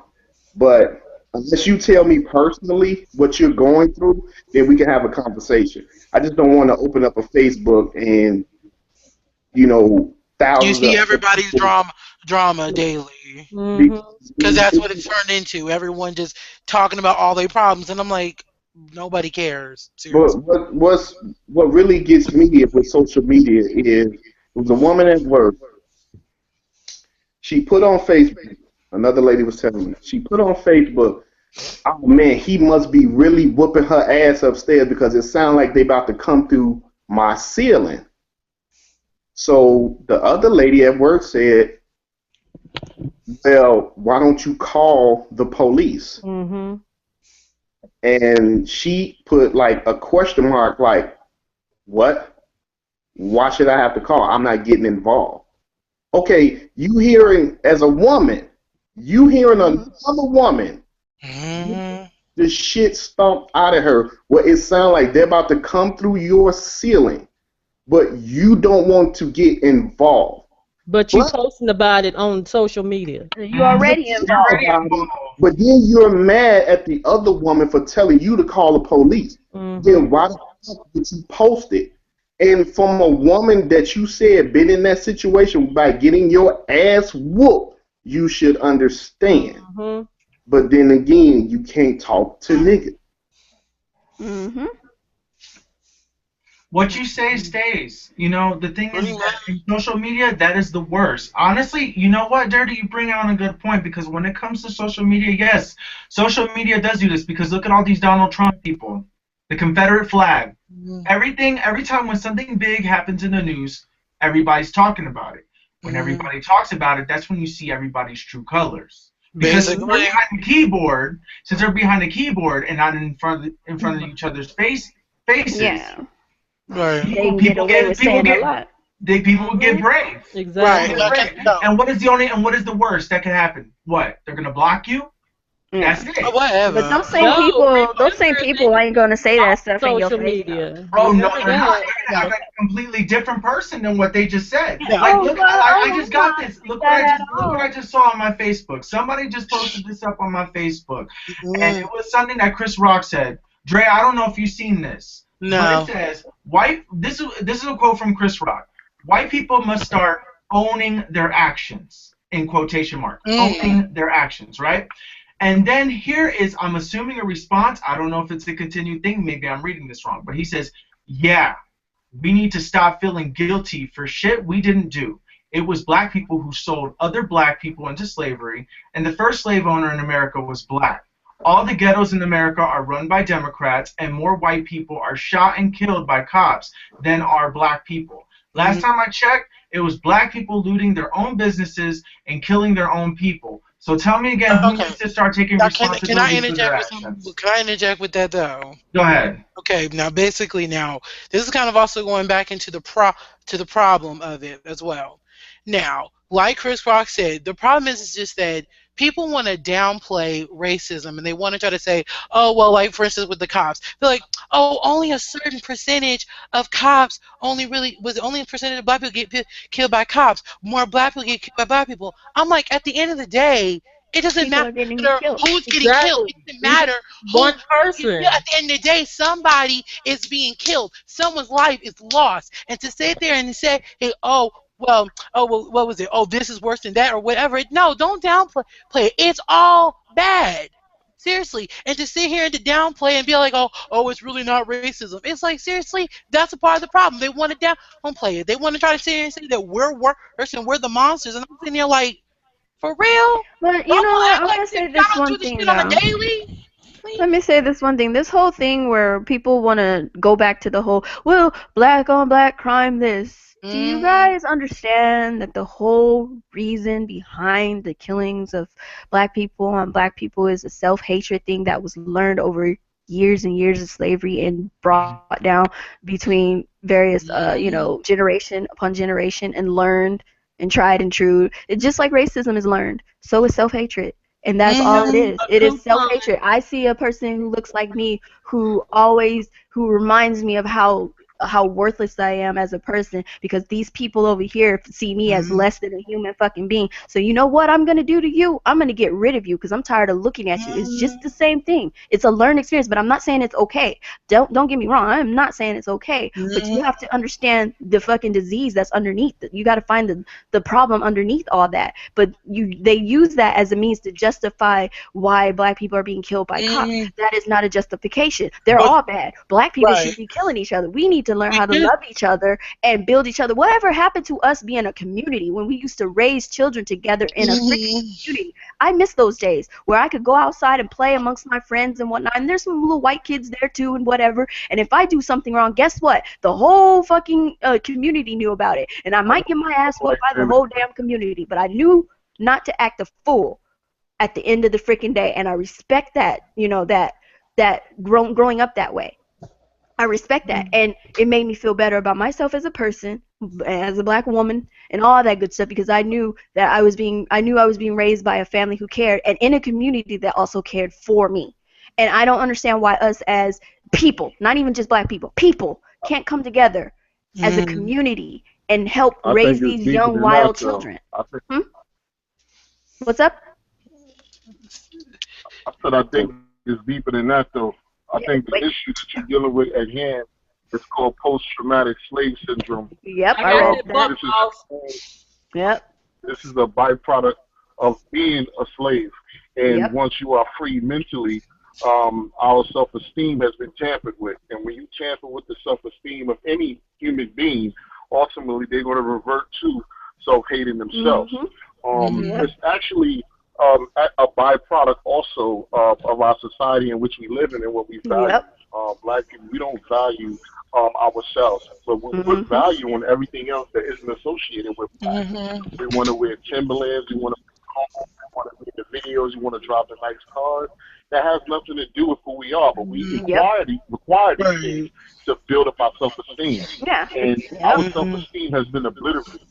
And not only that, the other issue is there's a rivalry between the black man and the white man. Whereas in any other race, there's no rivalry between the white man and the white women, or the Chinese man and the Chinese women, because they both know their place, they both know their roles. But being that we are in competition with our counterpart, with our other part of us, that's going to cause tension between us all. Racism. This country has been founded on it. Don't ever believe that it hasn't. The forefathers never wanted to free us. Abraham Lincoln never wanted to free us. But what he needed was more soldiers for him on the side of his northern army to defeat the southern army. That's the only reason why he allowed some to go free. And then even after the war, we became slaves again. So you can't take European history as face value and say no, this is definitely not. None of it is factual. None of it is truthful. You're just getting a perspective of somebody else's reality. This is their reality. This is not our reality. Not ours at all. But my question, though, Bawse, at what point do we, as a people, break those generational curses? You can't keep building upon. Of course, you know, the things that happened in the past, yes, that compounded, and that has a lot, if not everything, to do with why, you know, we are the way we are today. But at some point, we have to break those curses. Otherwise, they are going to continue to be those generational curses, passing down to our kids and their kids and their kids. At some point, we have to break that. Yep, it starts with us. And the funny thing is, there's a lot of people out there right now waking up to a lot of this stuff and have been making changes. Because I've been watching lots and lots of videos, been reading lots of articles. A lot of our people are waking up and realizing that this crap has been a constant circus. It's been a constant circus act. And I think where a good portion of it could start is with the women, stop fighting our men. Just kind of start there a little bit, because we fight our men on so many levels, and it's so sad to see. I mean, I love my black men. You guys are awesome, and I understand it's hard out there in the streets, and you come home and you got this fussy woman, you know, and she's not making it any better. But hang in there. That's all I can say for you guys. Try to hang in there. But we as women, as black women, we do really need to help prop up our men and get them on their feet and let them know we're there to back them up. And it's not about being weak or being a servitude. You know, if you're going to serve anybody, why not serve your men? I don't understand why how bad that is. That he is the head of household, and that to me, that's a lot of problem too, because you have the woman and the man for that role, and that is not and that's not the case. The woman should know that that's not her place. I'm sorry, ladies, but it just isn't. I agree with that. I agree that the man is the head of the household. Yeah, I wholeheartedly. Let me ask you this question. You discuss and you talk about issues or what you talk about things, but you know. Overall, yes, I do look, but see, I'm old school. I do look as my man being the head of household, and that's just how it's, you know, that's how I view things. Now, like I said, Some people may not. A lot of people may not feel the same way, and you can't have both parties wearing the pants in the relationship. Right. I'm sorry. There has to be that degree of separation. And I think Well, let me what tell the you something, bigger man. issue You though. know, Oh, sorry. The bigger issue that no, I go ahead, think Cooper. is like I've noticed that when I've talked to a lot of women on this who have that, it's like you have this responsibility to raise this young child and stuff, and you don't have the man in your home, and you're so used to being the strong, independent, black female or whatever, and finally you get a man in your life who's doing well, and he's making a way for himself, and he's taking care of you and a child that may not even be his, and all this other stuff, but it seems like most women are just they just can't let go of that role once they've grabbed onto it. They feel, I don't know, It's a liberated or sign something, of and weakness. they can't They seem probably to looking let at go it as of it. And they Right. feel, weakness. and what most women have told me is they feel like when they give up that role of that independent role of being strong or whatever, they feel like they're less of a woman or something, or I don't know what and I'm just like, how? He's Right. taking care of you. You That is know his what it job is? to make You know sure what it you. is, Coupon? Yeah, what's up? Go. I say, you know what it is, Coupon? It's What is also it? the false bill that European white women have sold to black women with this feminist Mhm. movement. You see, that all started with that. That all started with the white woman feeling like the white man is holding her down and oppressing her. And that was never the case with black people. We both went through slavery, both of us. Right. Neither one of us got it easier than the other.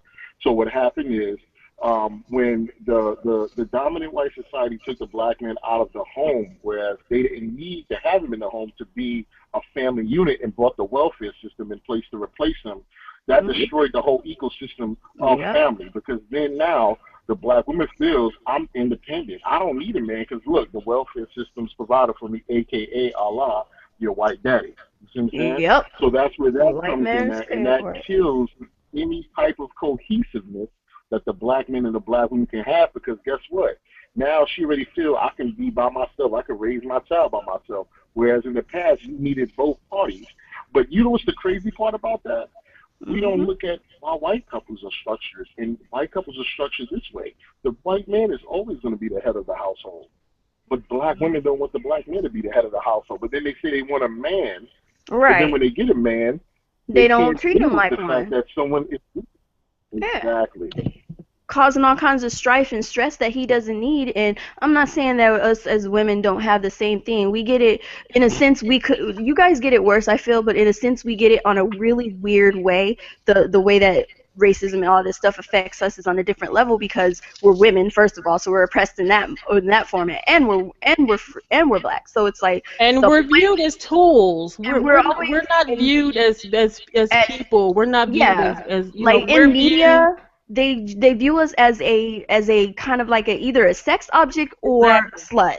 Exactly. We're one or the other, but we're never viewed as upstanding and regal women. Every once in a while, you'll see this very regal, beautiful black woman on the big screen, and you're like, wow, she is gorgeous. She is that, and I aspire to be like that. But then you have all these other women out here, shaking their butt, twerking and whatnot, or Don't they're forget, they're teaching their children to do this too, and they're still in diapers. and they're still in diapers and doing it, and it's just like, and I'm just like, stop teaching our young women this, and stop telling them that they don't need a man, because I'm sorry, you frickin' do. It's just the way it is, and it's not that he's lording over you or that he's controlling you. It's that you have the ability, the power, the structure to submit to a man and let him be what the heck he's supposed to be, which is a man, and let him know that, look, I support you, I love you, I'm behind you 100%. What do we need to do to get ourselves, to get up off our knees and start walking like human beings, as a family, as a community? Like, I don't understand why we as women can't do that anymore.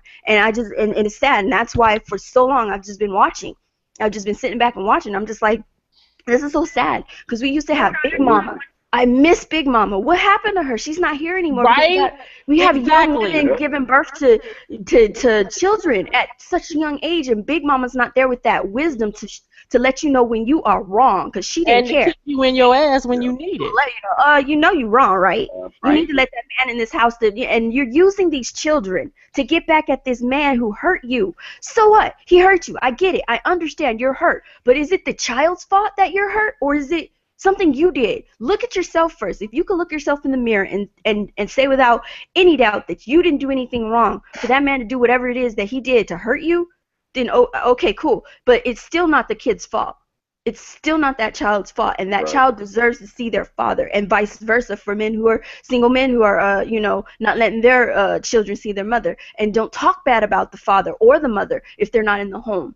Do not give them a bad impression to the child, because that destroys the child. That hurts the child. So I understand if you're strong and Black woman, great, wonderful. Be strong, be independent, and be single for the rest of your life. But understand that that child had nothing to do with that. That's something that you did. And so that's between you and him. Y'all have a powwow, talk it out, whatever you need to do to get things fixed, and let that man see that child. And even if they are in jail, that child needs to see that man so he could tell the child, you don't need to be here. That this is not where you're supposed to be. I'm in jail because I did something wrong, but you don't be here. That child needs to know that. And Kuuppon. Yeah. And Kuuppon. Another thing to elaborate on what you were saying. Black folks need to keep everybody out of their problems. Business. I agree. Definitely. I agree. I agree. We need some type of separation in our community, in our culture. That's what identifies us and separates us from everybody else. Everybody can't join our culture. Everybody can't be a part of everything. Right. And Black people are so forgetful of the past that we find ourselves in the 21st century still going through what we're going through.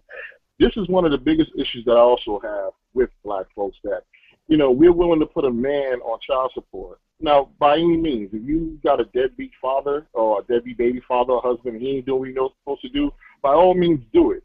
But it seems like we use that immediately whenever we fall out of love, whenever we don't want to be with somebody or we don't want to be with this man, as a crutch to say, you know what, you better act right or I'm going to put the man on you. And that's a goddamn shame, because we've come such a far way together as a unit that now we are relegated to having someone else come in and intervene between our sex life. Listen, let me tell you something. The United States government wasn't pumping on top of you at 2 o'clock in the morning. United States government didn't ejaculate its semen in you 2 o'clock in the morning. Okay? It was me. So whatever we do as adults should remain amongst us, and whatever issues that we have should be made amongst us. Yes. Quit allowing other people to evade our inner circle, because what they're going to do, they've been causing tension between us ever since we allowed them to do that. So that's one fundamental thing. What's Black remains Black, what remains in-house stays in-house. And that's rule number one, because guess what? Every other European people do it. Okay? There's some things that we're not relegated to attend. There's things that we're not relegated to do and to be a part of. And we need to get with the program and stop being so damn forgiving and accepting of everybody that wants to bring every other culture or every other thing, a part of every other culture, into our culture, and then we got to adopt it and call it ours. It's like this skinny jeans shit, or this lifestyle where men don't want to be men anymore. Men want to be anything else other than a man. That's never been a part of African culture, day one. So if you Black and you still telling yourself, well, you know what, this is the way it is, it's the way it's supposed to be, we're not supposed to judge anybody. Bullshit. Everybody judge everybody every goddamn day of the week. That's just the reality of being human beings. And two, when it comes to our culture, we are pro-productive, okay, when it comes to life. That's the only way we're going to recreate ourselves is if we stay with each other and do what's natural. This unnatural shit that we got going on in society here has never been a part of Black culture. I would debate. I would sit down and talk to anybody that's willing to tell me different, but there's no proof of this in African history.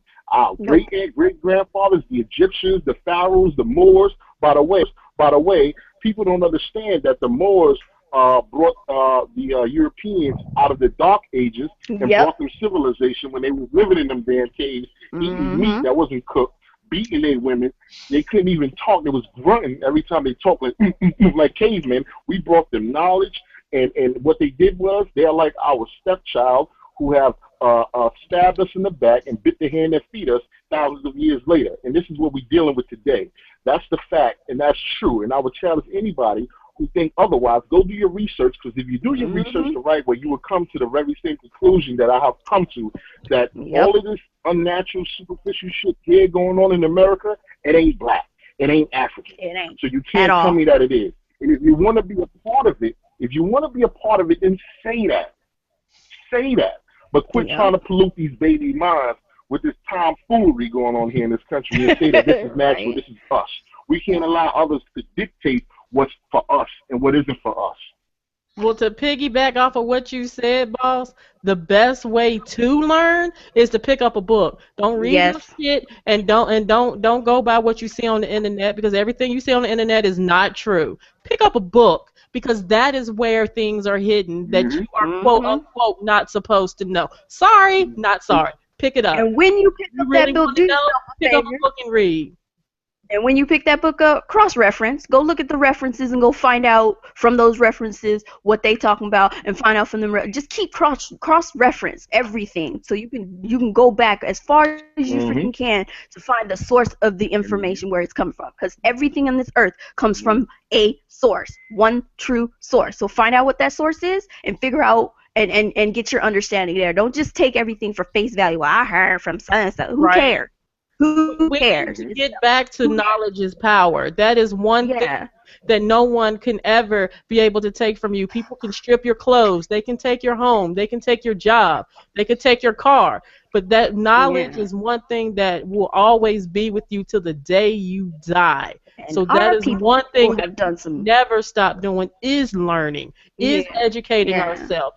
Self-education. And that's not to say that our people we need to teach ourselves. A lot of awesome things, like Bawse said, with the Moors and stuff. We taught them, this. Like they learned science from us and all the mathematics and everything. Our people are awesome people. But you have got to read and look and find the information for yourself, because I think what it is the fact that we don't have, it's that our history has been stripped from us, that we don't know who we are as a people. Read the books. Find your history. It's in them books, but they're trying to whitewash our history. You already saw in Texas they trying to get rid of us as slaves already. Like, aren't you mad? You're not upset about that? You don't care? Then that's fine. That's your prerogative. I won't even be mad for you. But don't come back 2 or 3 years later talking about, oh, they erased us from here. Where were you 3 years ago when we were screaming about that?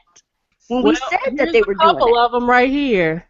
So, just in case. I'm just saying, open a couple of books. Open up a book, people. Read a couple of scriptures or something, Like, it's out there. It's out there. The truth is out there. You can't hide it. The truth comes out no matter what you say, no matter what you do, how you just think about the pushback on our people. Just think about how every time when we bring up certain things and people push back, they push back because they don't want to hear the truth. They don't like what the truth is. When they see the truth of the matter, people get irate, they get mad, they get upset, they get scared, and then what do they want to do? They want to destroy the truth.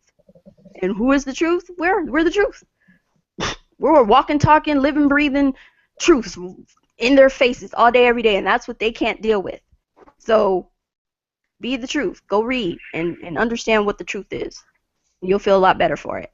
Yes. We can start building up our people. Yes. Dirty.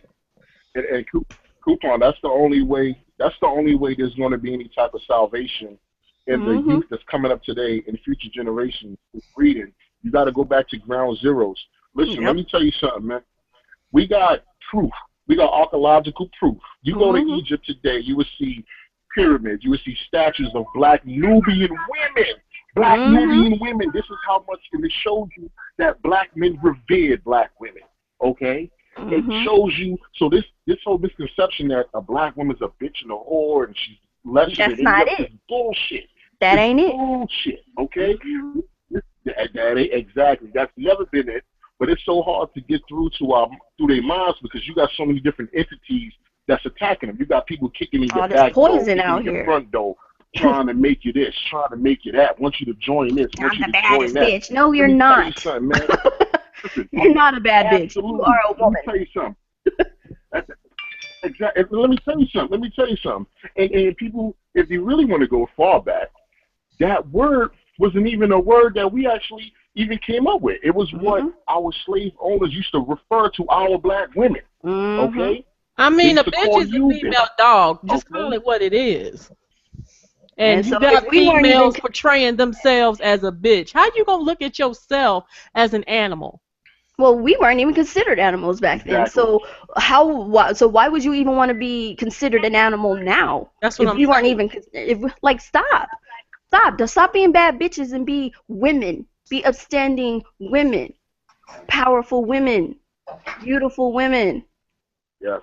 that got their men's backs, because I think that's another thing we just need to do. Let's get our men up on off their knees and People put them need on their to feet. learn how to humble themselves. Yeah. That is one of the main things. A lot of people view that as maybe, I don't know, inferiority or a sign of weakness or whatever the case may be. And there's nothing wrong, Nothing about at that all ain't about wrong weakness. with humbling yourself. Oh heck yeah! You Like know, there's nothing wrong with helping, humbling yourself and putting yourself in a position where your man can take care of you. Wouldn't you love it if your man knew without a doubt that you got his back and he ain't got to go out looking for nothing? I'm sorry. If I I could mean, stress a lot less, that'll help both of that us would out be because awesome, and I'm pretty my sure. health would be a lot better, No, among other oh, things. girl, So, girl, I be, you ain't worried about. No, I'm not worried about him because I know what he's doing. He's out there doing what he needs to do, and that is okay with me. I take have your nothing to poison worry about. somewhere else. Don't You come go over here somewhere with else that with that mess. BS. I don't have time for it. And over here, all these chicks out here filling these women's heads with all this I nasty heard. stuff. Okay. Okay, well, you can continue to hear that outside my door because he ain't doing that. Period. Like, give your man the benefit of the doubt before you go flipping out. When you hear rumors from another source, give your man the benefit of the doubt, please.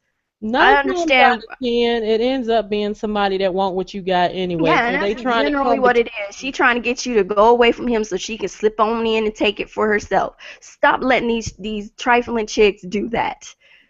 Give your man the benefit of the doubt. If he actually did something, let him mess up and show you he did something wrong, because they will mess up on their own. You don't need no help from an outside source. Trust. Jeez. It's so sad. It hurts. It breaks my heart seeing all these men out here just struggling, going through what they got to go through. Now they getting killed on a regular basis. Like, it's just, we just wake up, put on a uniform, go out and kill black people, and and our men are going through a lot, and it just hurts my heart to see it. And I just want to shake most of our girls and be like, stop it. We are not like this. This is not who we are as a people. Like, even when our people were enslaved, they still had some kind of dignity and self-respect about themselves, even when they were getting beaten down. Kuuppon, you hit the nail on the head, Kuuppon. You hit the nail on the fucking head. Right? You gotta have shame. In this society, nobody has fucking shame. You know what shames keep you from doing? It keeps you from taking off your clothes in front of strangers. It keeps you from clapping your ass on a video to get views and likes. It keeps you from demoralizing yourself as a woman when you have shame. And in our race, there's no shame because we playing follow the leader. We want to be the next great thing that everyone's striving to be. But no one's striving to be intelligent in the black race. That's what I know. No one's striving to change the circumstances in the black race. I don't know if you guys are familiar with Dr. Umar Johnson. He's actually trying to I watch him all the time. Yeah, absolutely. Absolutely. He's a brilliant brother. He's actually trying to create an all-black boys school And to teach Dr. black boys Joy how to grow up to be DeGraw, men. too. Absolutely. He's trying to fundraise. I've got a book by her. Yeah. He's trying to fundraise about $4 million to build this school. Now, Yep. you see how many black athletes make hundreds of millions of dollars a year. You're telling me nobody can come together and say, look, let's get this brother this school so he can better our young black boys. No, we don't do that. But we'll support some other shit. We go buy a Bentley or go buy a 10 garage mansion that we can live in that we really don't need. Not to mention what, quote unquote, tricking on hoes. Oh my There you goodness. go. There you go. We don't spend economically. We don't spend our money where it counts. Yeah, we don't invest. We don't invest in anything. Like, do you know how much money we spent on Black Friday alone? Like, they already calculated that stuff. I forgot the number, but it's definitely in billions. and I'm not even billions, not millions, billions. I'm pretty sure it probably was more than that.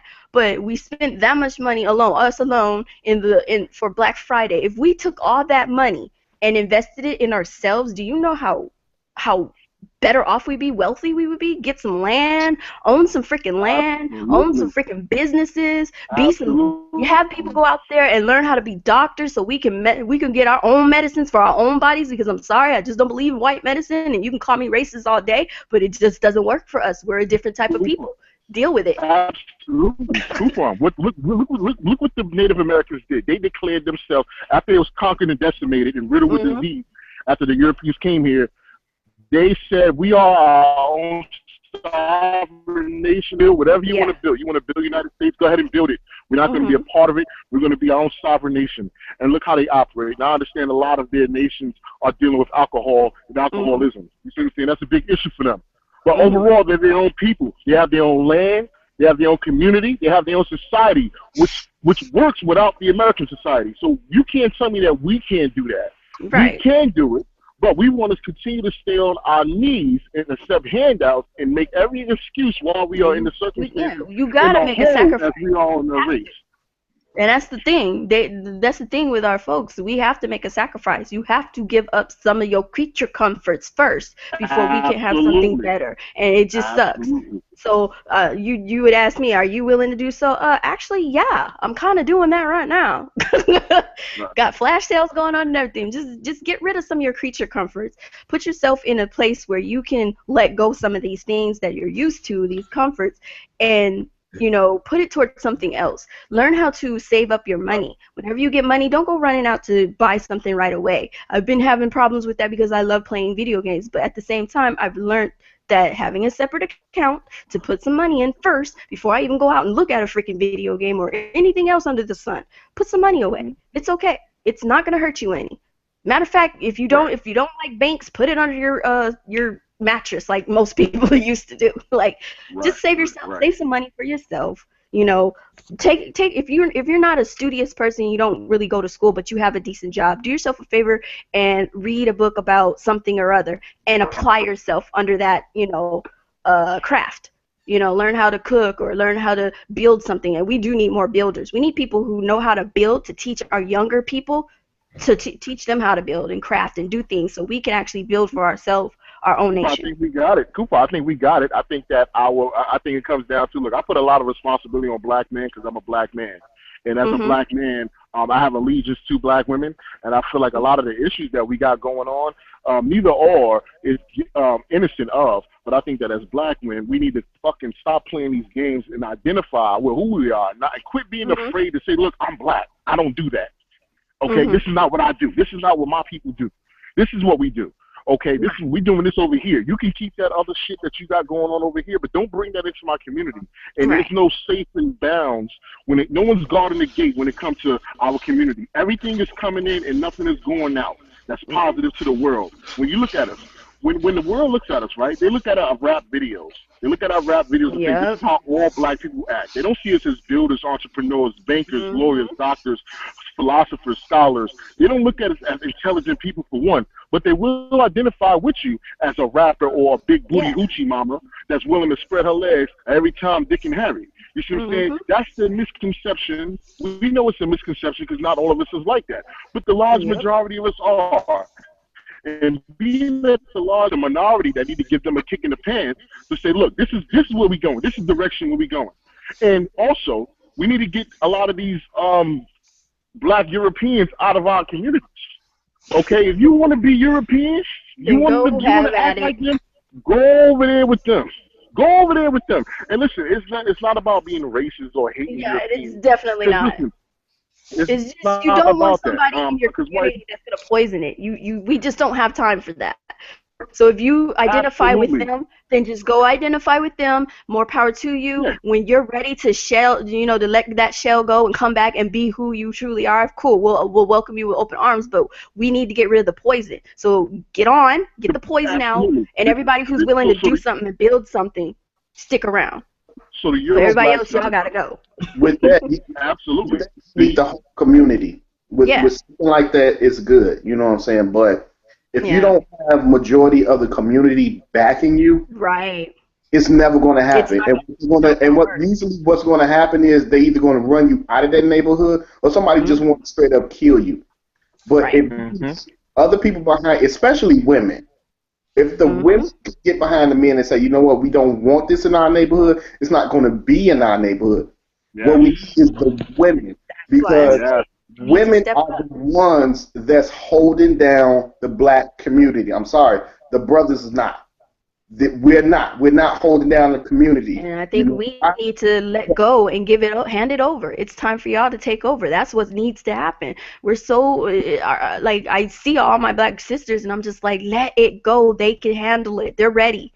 They've been. That's why it just seems like there's so much pushback, because I think the men are ready. They're just tired of this crap. But we're pushing back so hard and not letting go, and it's just making things tough. Let it go, ladies. Let it go. Trust your man. Let him have it, and you just do what you need to do on your end to make sure he can push forward. If he's about to fall, catch him, let him know, get him back on his feet, and push forward, and let him have the reins. But let go. But Kuuppon also put out the disclaimer that doesn't mean every time Dick and Harry or any old black man that you meet. Definitely not.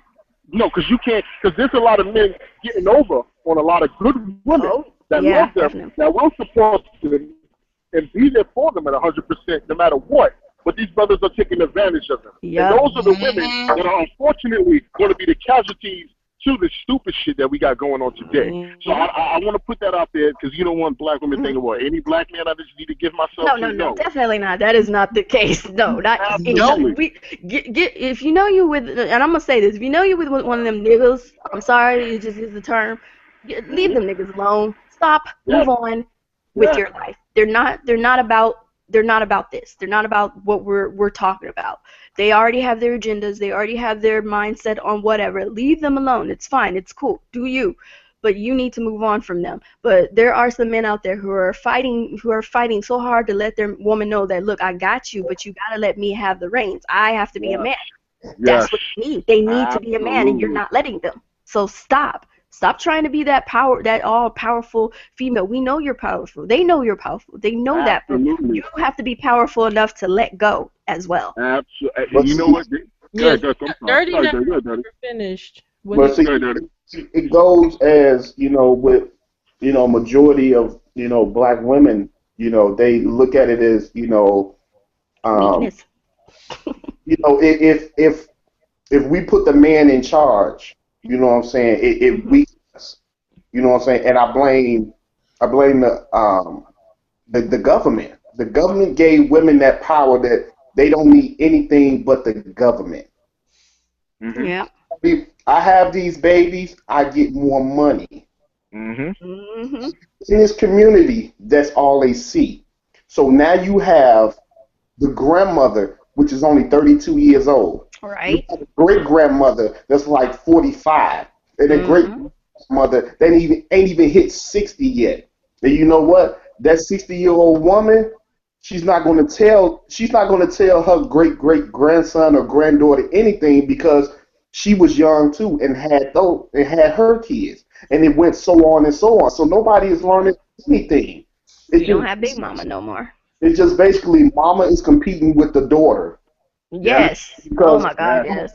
Mama is only like 28 years old. You know what I'm saying? And well, like 38 years old, and her daughter is like 15, 16. So she's competing with her daughter. Want to go to the clubs with her daughter, but she's not teaching anything. And then you have these same dudes that's in the community that look at it as like, you know what? I just want to fuck and go. Yes.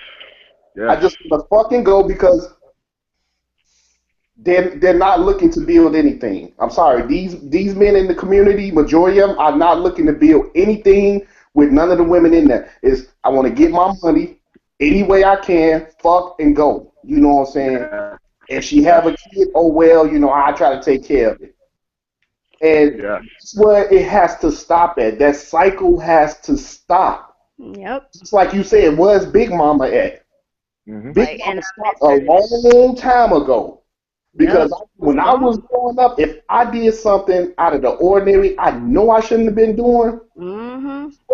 In that community, seeing me, Oh, either they'd I have get said a something. whooping by them, and they telling my parents. And when I Yes, didn't say that's what we're missing in the I didn't say community. to my mama, they telling my parents because I had both there, and that's what's wrong with majority of the black community. We don't have both parents.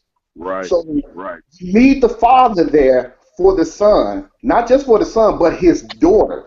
Because if she doesn't have a father in her life, it's going to be things that she's going to do that she's going to accept and think is okay. Yeah. The male is not there just for his son, but also for the daughter. A Yep. mother can raise her daughter, what I'm saying, show her Mm-hmm. daughter, how to be a woman, but sometimes that's not the case. Sometimes the daddy got to be there to tell you, nah, you're not putting that shit on. Mm, Yeah. Yeah, Yeah. no. Whoa. I agree. And these girls now, you know what I'm saying, that's, 11, 12, 13, damn near blossom like they in their fucking 20s. Yeah. Mm-hmm. Put on that stuff that they see their mama got on because their mama is still young. Mm-hmm. And then mama's got a problem with it because mama's still young and ain't nobody told her nothing. Right? Yep. Yep. Yep. So it's just this cycle that keeps going and going. And, I always look at other, communities. I'm like, why can't black people just wake up and be like, you know what? No, this is not going to go down. Or no, I'm not telling on anything. I'm gonna keep quiet. Whatever goes on in my why do you want to live in a neighborhood full of killers and rapists? Like, who thought that shit is cool to live in a community where there's killers and rapists? My hood is, my hood is raw. Yeah, you don't want to come. Why would you be proud of that? You Who cares? call me the biggest I coon mean, like, because if I see anybody in my community doing anything stupid, acting killing, crazy. molesting, I'm straight telling. Because at the Right. end of the day, it's not. I'm not. That's I'm not gonna be the victim at the end of the day. You're not gonna turn that crap on me, that bullet is not going to hit me or any of my family member that's coming. right? Right. No, I So, agree. so I'm gonna be that coon that go and tell, yeah, that nigga right there down the street, apartment 102, Mm-hmm. Oh, he's going there snitching. right Yeah, now. you're Watch right. how you see all that shit in there on the table. But you don't have black people that do that. They look at it as, that's the hood. That I'm hood. I was raised in the fucking hood. Like, we all Exactly. understand the whole hood mentality, but stop. It needs to die. Exactly. It just needs to go away. But We get it. at the end of the day, when I was raised in the hood, that's what I wasn't looking at that mentality because Yeah. I'm looking at it as I can do better when I get older. Right. You know, Right. we Right. got out of that community when I was a teenager, and I haven't looked back. I didn't grow up Yeah. like anything in the projects. Anything. Mm-hmm. We had, it was certain things that my parents didn't even know that could have cost my life.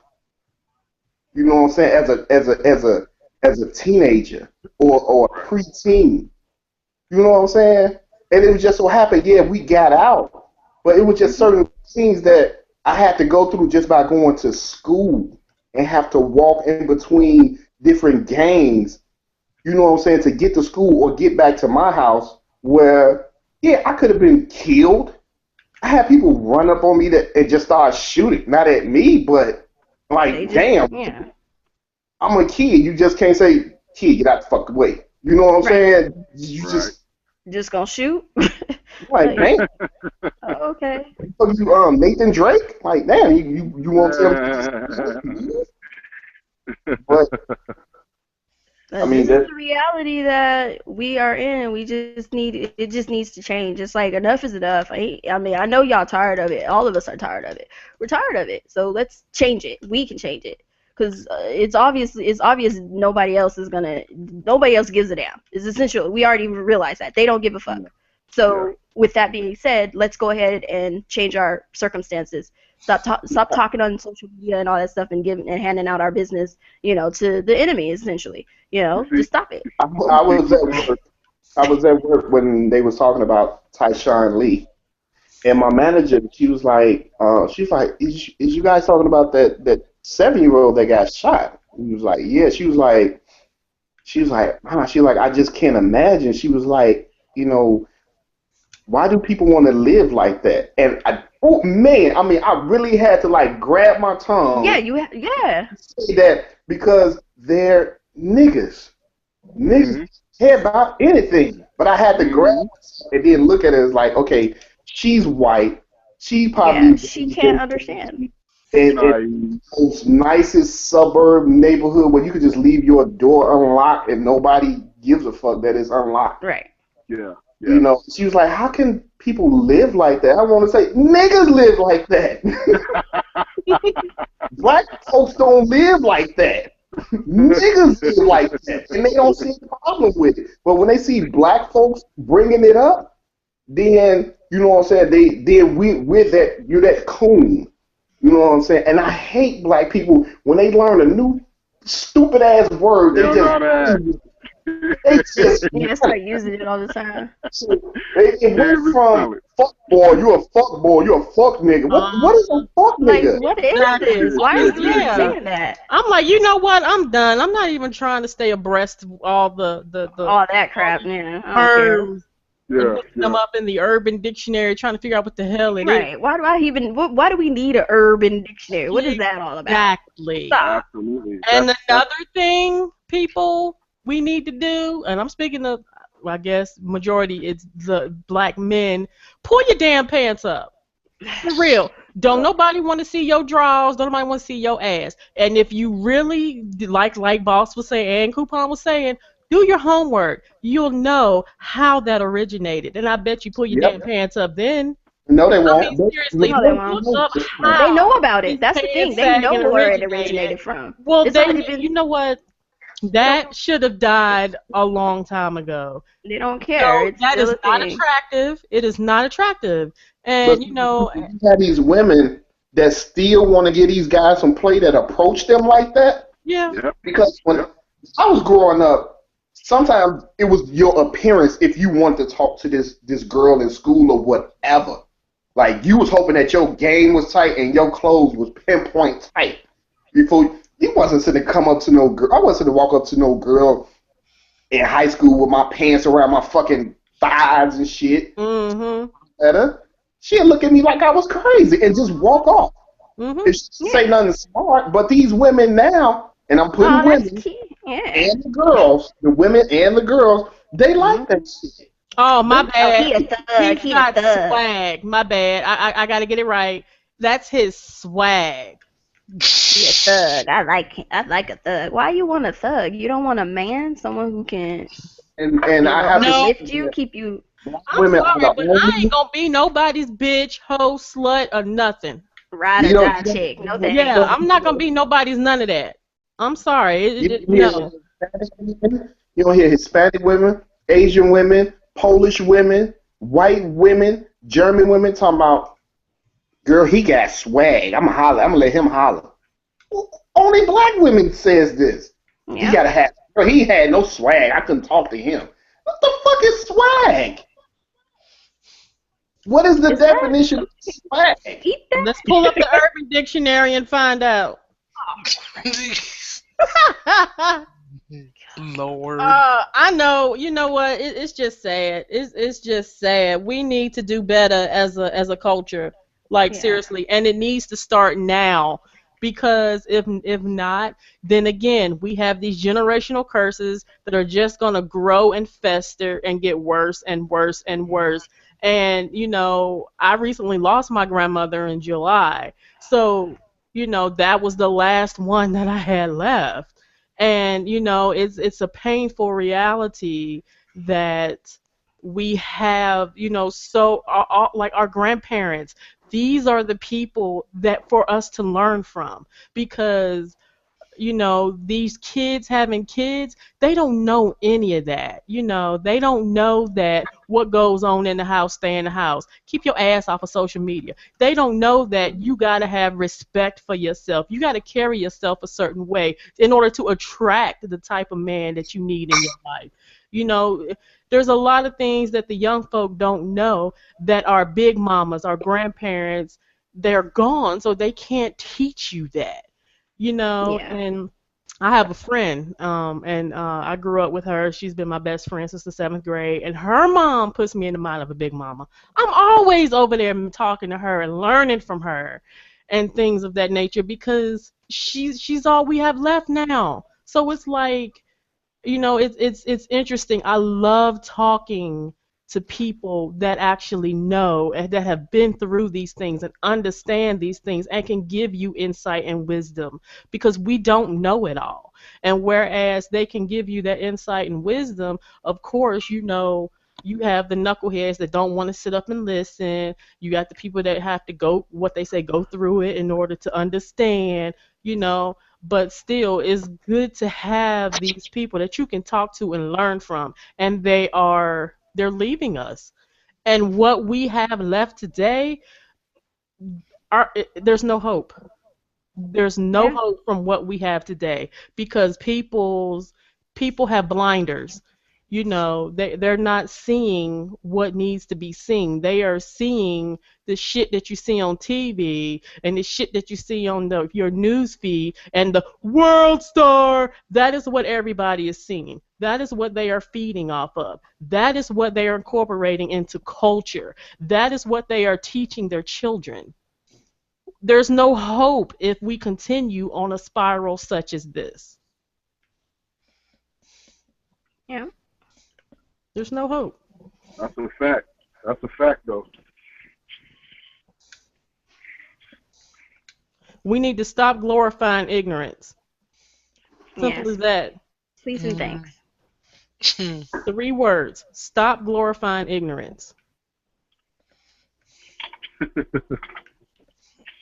Got too deep for him. Got too deep for him. Apparently. I mean, you know what? Sometimes things need to be said. I know this is a gaming podcast, but sometimes we have things, Right. like I said, that need to be discussed. Right. And it's good to do this as a people. It's good to do this, and I didn't know Will left, but yeah, it's good to do this. I saw the message. Anyway, it's good to get together as a people and to have these discussions and to know that we all are on the same page. We're not by ourselves in how we feel, and hopefully we can reach other people too, and maybe inspire some people to make some changes within themselves. It starts within yourself. You have to make these, and it's not going to happen overnight. You can make subtle changes, and as I stated, pick up a book. One good one to start out with is, in fact, by Dr. Joy. I can't pronounce her last name, but read Post-Traumatic Slave Syndrome. Yeah, it'll help. This is a book that I'm going to start reading really soon after I finish reading the Willie Lynch letter. So, I got to pick that one up. This one is my brother's book. He told me to read this, and he told me he wants to read Post-Traumatic Slave Syndrome. So, like I said, educate yourself. Pick up a book. Like I said, that's one thing that no one will ever be able to take away from you is knowledge. Have some pride about yourself. Because then you will see that you're going to start to your mindset is going to start to change. You're going to start to attract a different type of person too. So I don't know. I mean, that's basically all I have to say is we need to change as a culture. Otherwise, we're doomed. We also need to create a culture that supports us. That's also going to unify us, and that's going to be for us and our ancestors and our youngin' that's coming up after us. That's fundamentally every culture, every group of people have done that. They have always created something that sustained them, something that provided substance to their well-being. So we have to also do that and make that also a priority so that we can be here in the future. Because if we continue to carry on, we continue to allow everybody else to dictate and create what it means to be black and create a narrative which isn't going to benefit us, then we can't expect anything else but to fail. True. I agree. Totally agree. I guess everybody done got tired or something. So, I think Gray, we you ain't said purged. much. Is there anything you want to say? Well, I mean, what was it? Most y'all pretty much said most of it. It's just like okay. Well, I'll talk about experience. I don't know if I've ever told y'all this experience, and this is where I find it somewhat sad. It happened to me during school. I had an African American girl come up to me, and she said to me, she said, "Why do you talk like them?" And I said, "What do you mean by what do you mean by why do I talk like them? Why do you talk white?" And I mean, and for me personally, I don't say yo yo yo what's up my nigga. I don't talk like that. I don't talk all hood and street. And that was one moment I just really felt sad as an African American person because I said, wow, talking like I have an education, talking like have sense, this is what our community now associates as being white. Yep. Now, actually, we don't aspire, it's like now it's like we have to talk, if we talk like, we have, we listen in school and all this shit, it's being white.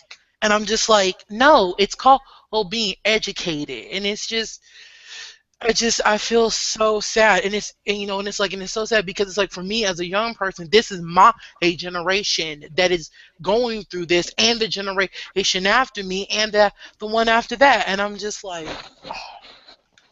I'm no offense, I am scared for our community, and I'm scared where we are going to go. It's just I don't know. Like you said, we have to do better, Black people. We have to do better because if we don't, these white people they're going to whitewash history, make it so that way they look good and shit, and be Oh, so manipulated. you mean like removing the word slavery from textbooks Like and literally, replacing they're it gonna with wipe our history. immigrants? They're gonna wipe us out. That's what they want to do. They're gonna wipe us out and wipe our history out.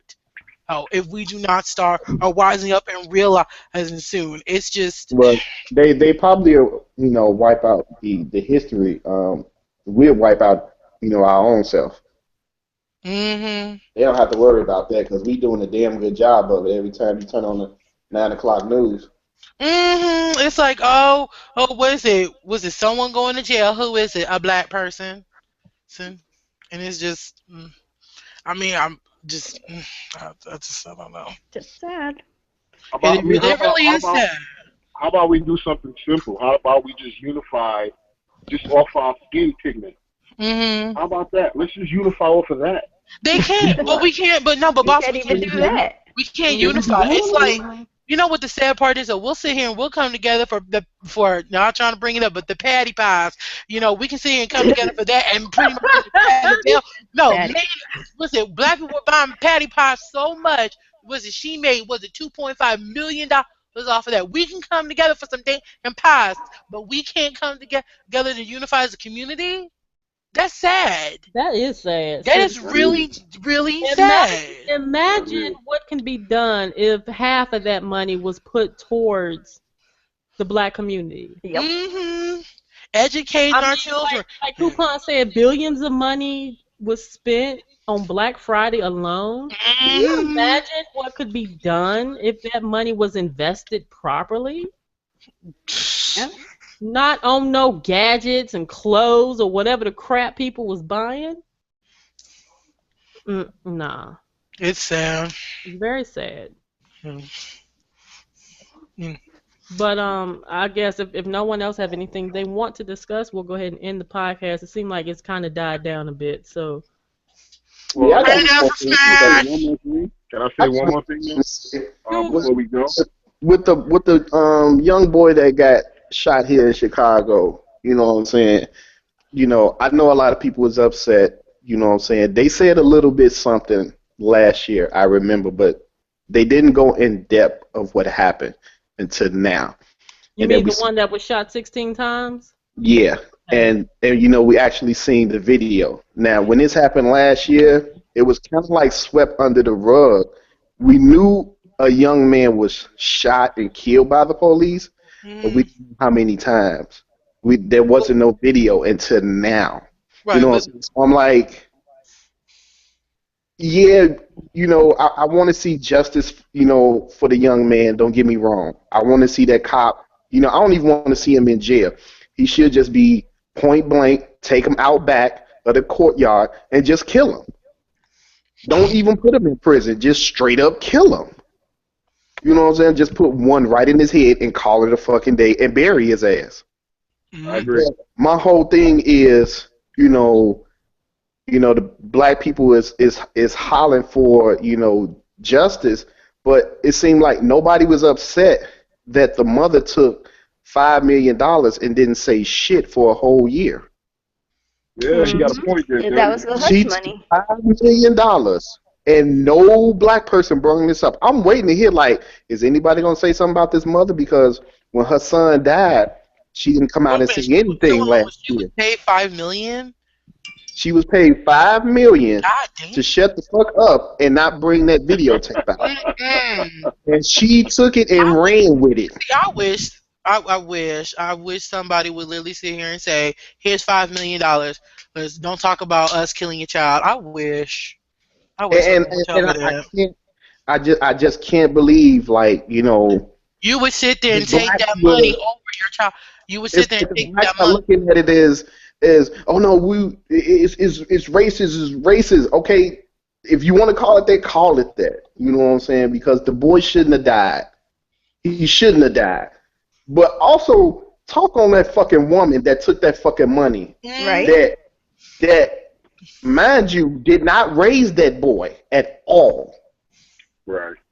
She never raised that boy. That boy been in and out of custody of the state.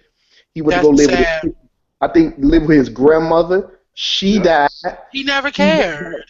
He went back twice to his mother, and she still gave him back to the state. Yeah, she never cared. She never cared. She never cared, but Never she did. got the $5 million. She got that money. And this the sad thing.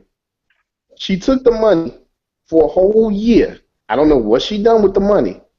It took a white person to bring that fucking video out so everybody can see it. Wow. And that's the irony of it all. It took a white man. I think he was like some type of reporter or something. I don't want to get it mixed up. It was a white man that said this video needs to be put out there.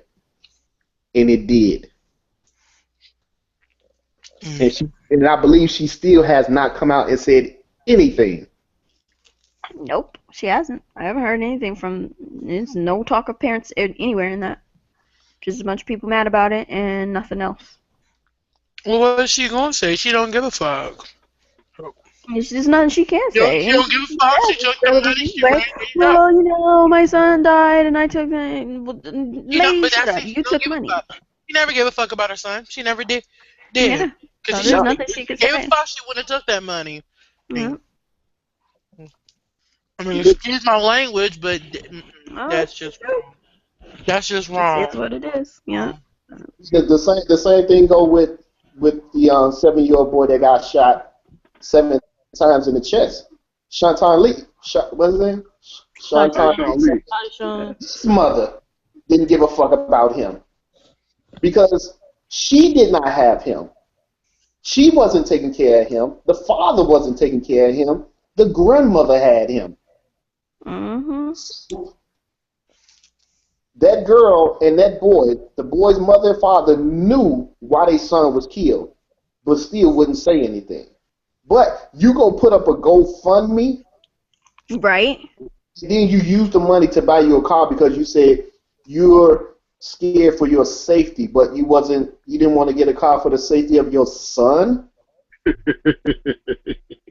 But now it's all about you since he's been, murdered and killed like a wild animal, you know what I'm saying, in the wilderness.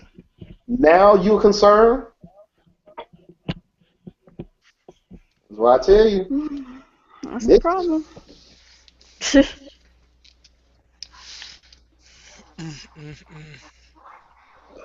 Boss, is there anything else you wanted to say? Yeah, I just want to leave on this note, before we close, that black people, we got to stop. Whenever we hear another black individual that sounds somewhat intelligent, somewhat smart, we always hear other black people saying, well, what college did you go to? what European white man college did you go to? But then it'd be these same very black people that say, well, black people created everything. We brought civilization to mankind. We taught the white people.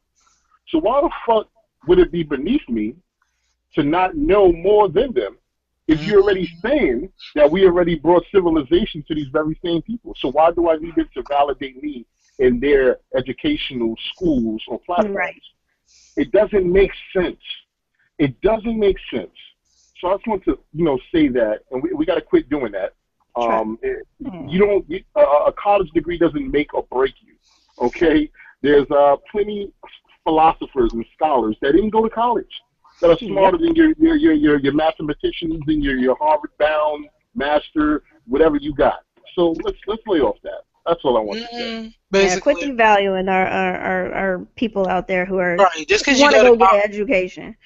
If you don't want to go and get an education, that's fine, but don't belittle, don't devalue those out there who are striving to do better for themselves and to get that knowledge and that credentials and stuff to put themselves give themselves a better foothold out there. It doesn't serve any purpose for putting them down. Just be proud of them, congratulate them and keep it pushing. Right, and don't be scared to educate yourself. Oh, seriously, knowledge is power. Shoot. Well, anything else you want to say? Nah, that's about it. Just let black folks know that that's proper English. Those are we're pronouncing the words the way we want to pronounce it, but that's the way you actually supposed to pronounce words. Exactly. Just like you say how we talk like white people. No, that's how the words are pronounced. Right. Not, you sound white. No, I sound educated. No, you understand what I'm saying. I don't have to pull out a special dictionary to figure out what the hell you're talking about. I just sound educated. It's not act. It's ask. It's not act. Exactly. Let me ask you. Let me something. They ask. Let me ask you something. They act like they act. Ask you something. Act. Yeah. They be acting funny. Like, nah, honey, With nah. a K? And it's not let me. It's like, okay, well, may I ask you a question? Right. We going back to grade school with this one. Come on, guys. Like I said, let folks strive to do better for themselves, and no need to drag them down. If you don't want to get the education, if you're comfortable being where you at, then be comfortable being where you at. But don't belittle other people. It's not serving any purpose. It doesn't help you any, and it sure as hell don't help them any. So sit in the back seat, shut up, and let people drive. Shut up and drive. Okay, Rihanna. There you go. Alrighty, we're gonna do our outros. This has been a long podcast. I think this is like a couple of hours. Yo, if anybody made it this far in the podcast, so much. Thank you so much. Appreciate you. Yeah, thanks to the 2 viewers. Number 1, you're awesome. Number 2, just leave a comment down below. I made it! It says all comments are disabled, though. I don't know why it does that. It does it while you're recording, but it'll go away afterwards. I don't know why it does it while you're recording. Okay, so it's not weird. Something I did, because I was like, I know I didn't do anything, to disable. Okay, good. All right, cool. So I got a secret word I'm about to say, Amiibo. Oh Lord! Post that, and if you made it this long, post it as soon as this is over, and maybe I'll send an Amiibo to you. Oh Lord! What, girl? Come on, they're gonna fast forward to the end. Ain't nobody about to do that. They ain't even about to watch it. Watch. Once they get to the little controversial part, they ain't gonna watch the whole thing. So look, let's see how many dislikes we get on this one. We gonna get a lot of dislikes. Watch immediately. Definitely. Because we've said some things that people just don't. Like I said, Amiibo. I don't agree with that. Have their arm. I want people to go on Twitter. Dislike and flag this video. Anyway, let's end this. Let's go. How dare those black people not act like niggers? And I'm waiting for your little ending, Dirty, so have something ready for us before we end this. Oh, Lord. Ready? All right, we're ready. Let's go the opposite direction with Dirty. Hell. Right? What's up, y'all? This is your boy Dirty. Man, we had a nice discussion. You know what I'm saying? I mean, we talked a little bit about games, but sometimes it's more about real life and what's going on. Exactly. You know, so we had to put our 2 cents in. So Mm-hmm. I'm glad that we all did. You know, Oh it yeah.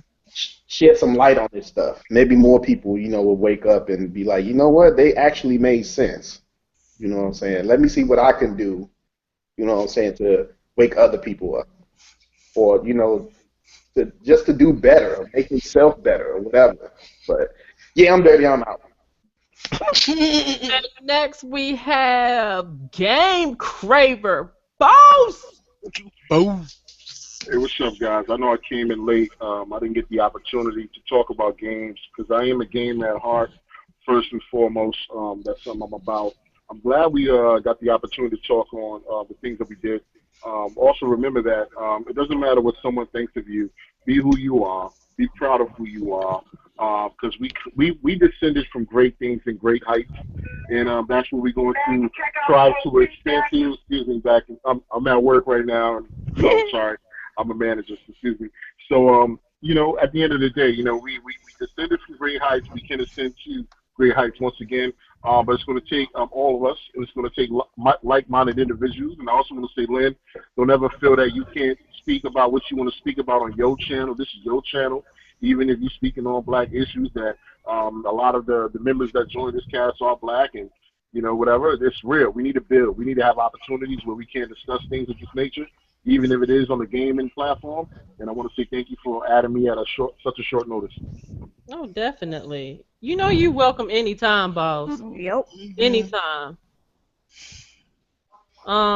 Next we have Miss Gaming Diva herself, Kuuppon Whoop, whoop. Stripes. Hello there. This was a pretty deep topic, and I enjoyed myself immensely. I think it's awesome that we got to talk and get some things off our chests and build up our community one step at a time. It starts with talking. That's the number one thing. It has to start with getting it out there, the ugly truth, the ugly, dirty truth, and saying what is on your mind. Not trying to offend anyone, not trying to hurt anyone, but just trying to make people aware. So try to turn your emotions off, get out from underneath your emotions, and just listen to what's being said and take it at face value, and then go from there. Get your information from books, whatnot, and all that. And like I said, it was good. It was a good talk. Now, Amiibo, that's the keyword. Post it. Give me 3 of your top Amiibos you would like to see, and whoever does it first, maybe I'll send you an Amiibo once I get in contact with you. And only those in America, because I can't send stuff continental America. outside of the Americas at this time. So there's that. So we'll see who actually watched this thing the whole way through. And it has to be posted today, not tomorrow. Thanks. Oh, shoot. There is one viewer now, so who's to say they didn't just pop in and be like, ooh, ooh, ooh. So, hey. Hey, it is what it is. True. Then they're lucky. Last but not least, we have Mr. UHC 91, Ray. Lynn, hey. Just kidding. Hey everyone, it's Dre, aka UC91 here. Even though I wasn't talking too much, I was listening, and I fairly enjoyed myself as always. Lynn, thank you for having me. Don't forget to follow all these beautiful people on the panel. They're amazing people, do great content. I'm out. Oh.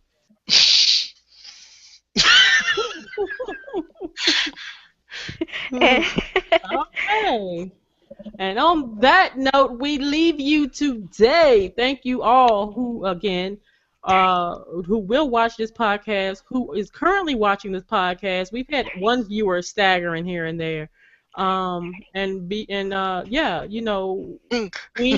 strive to, although we have been given our opinions, we do strive to educate as well. And as well as share our opinions of games and things of that nature. But yes, sometimes we do discuss real world topics, and sometimes it may not be, it may be things that some people may find a bit, Uncomfortable. uncomfortable, or however you want to take it. But if there's a lot of things that people cannot understand if they have not lived it. So Just have an open mind. Step We away. are unapologetically black. Unapologetic. That's what it is. Straight up. We're black. So this is what it is. And on that note, we will bid you adieu.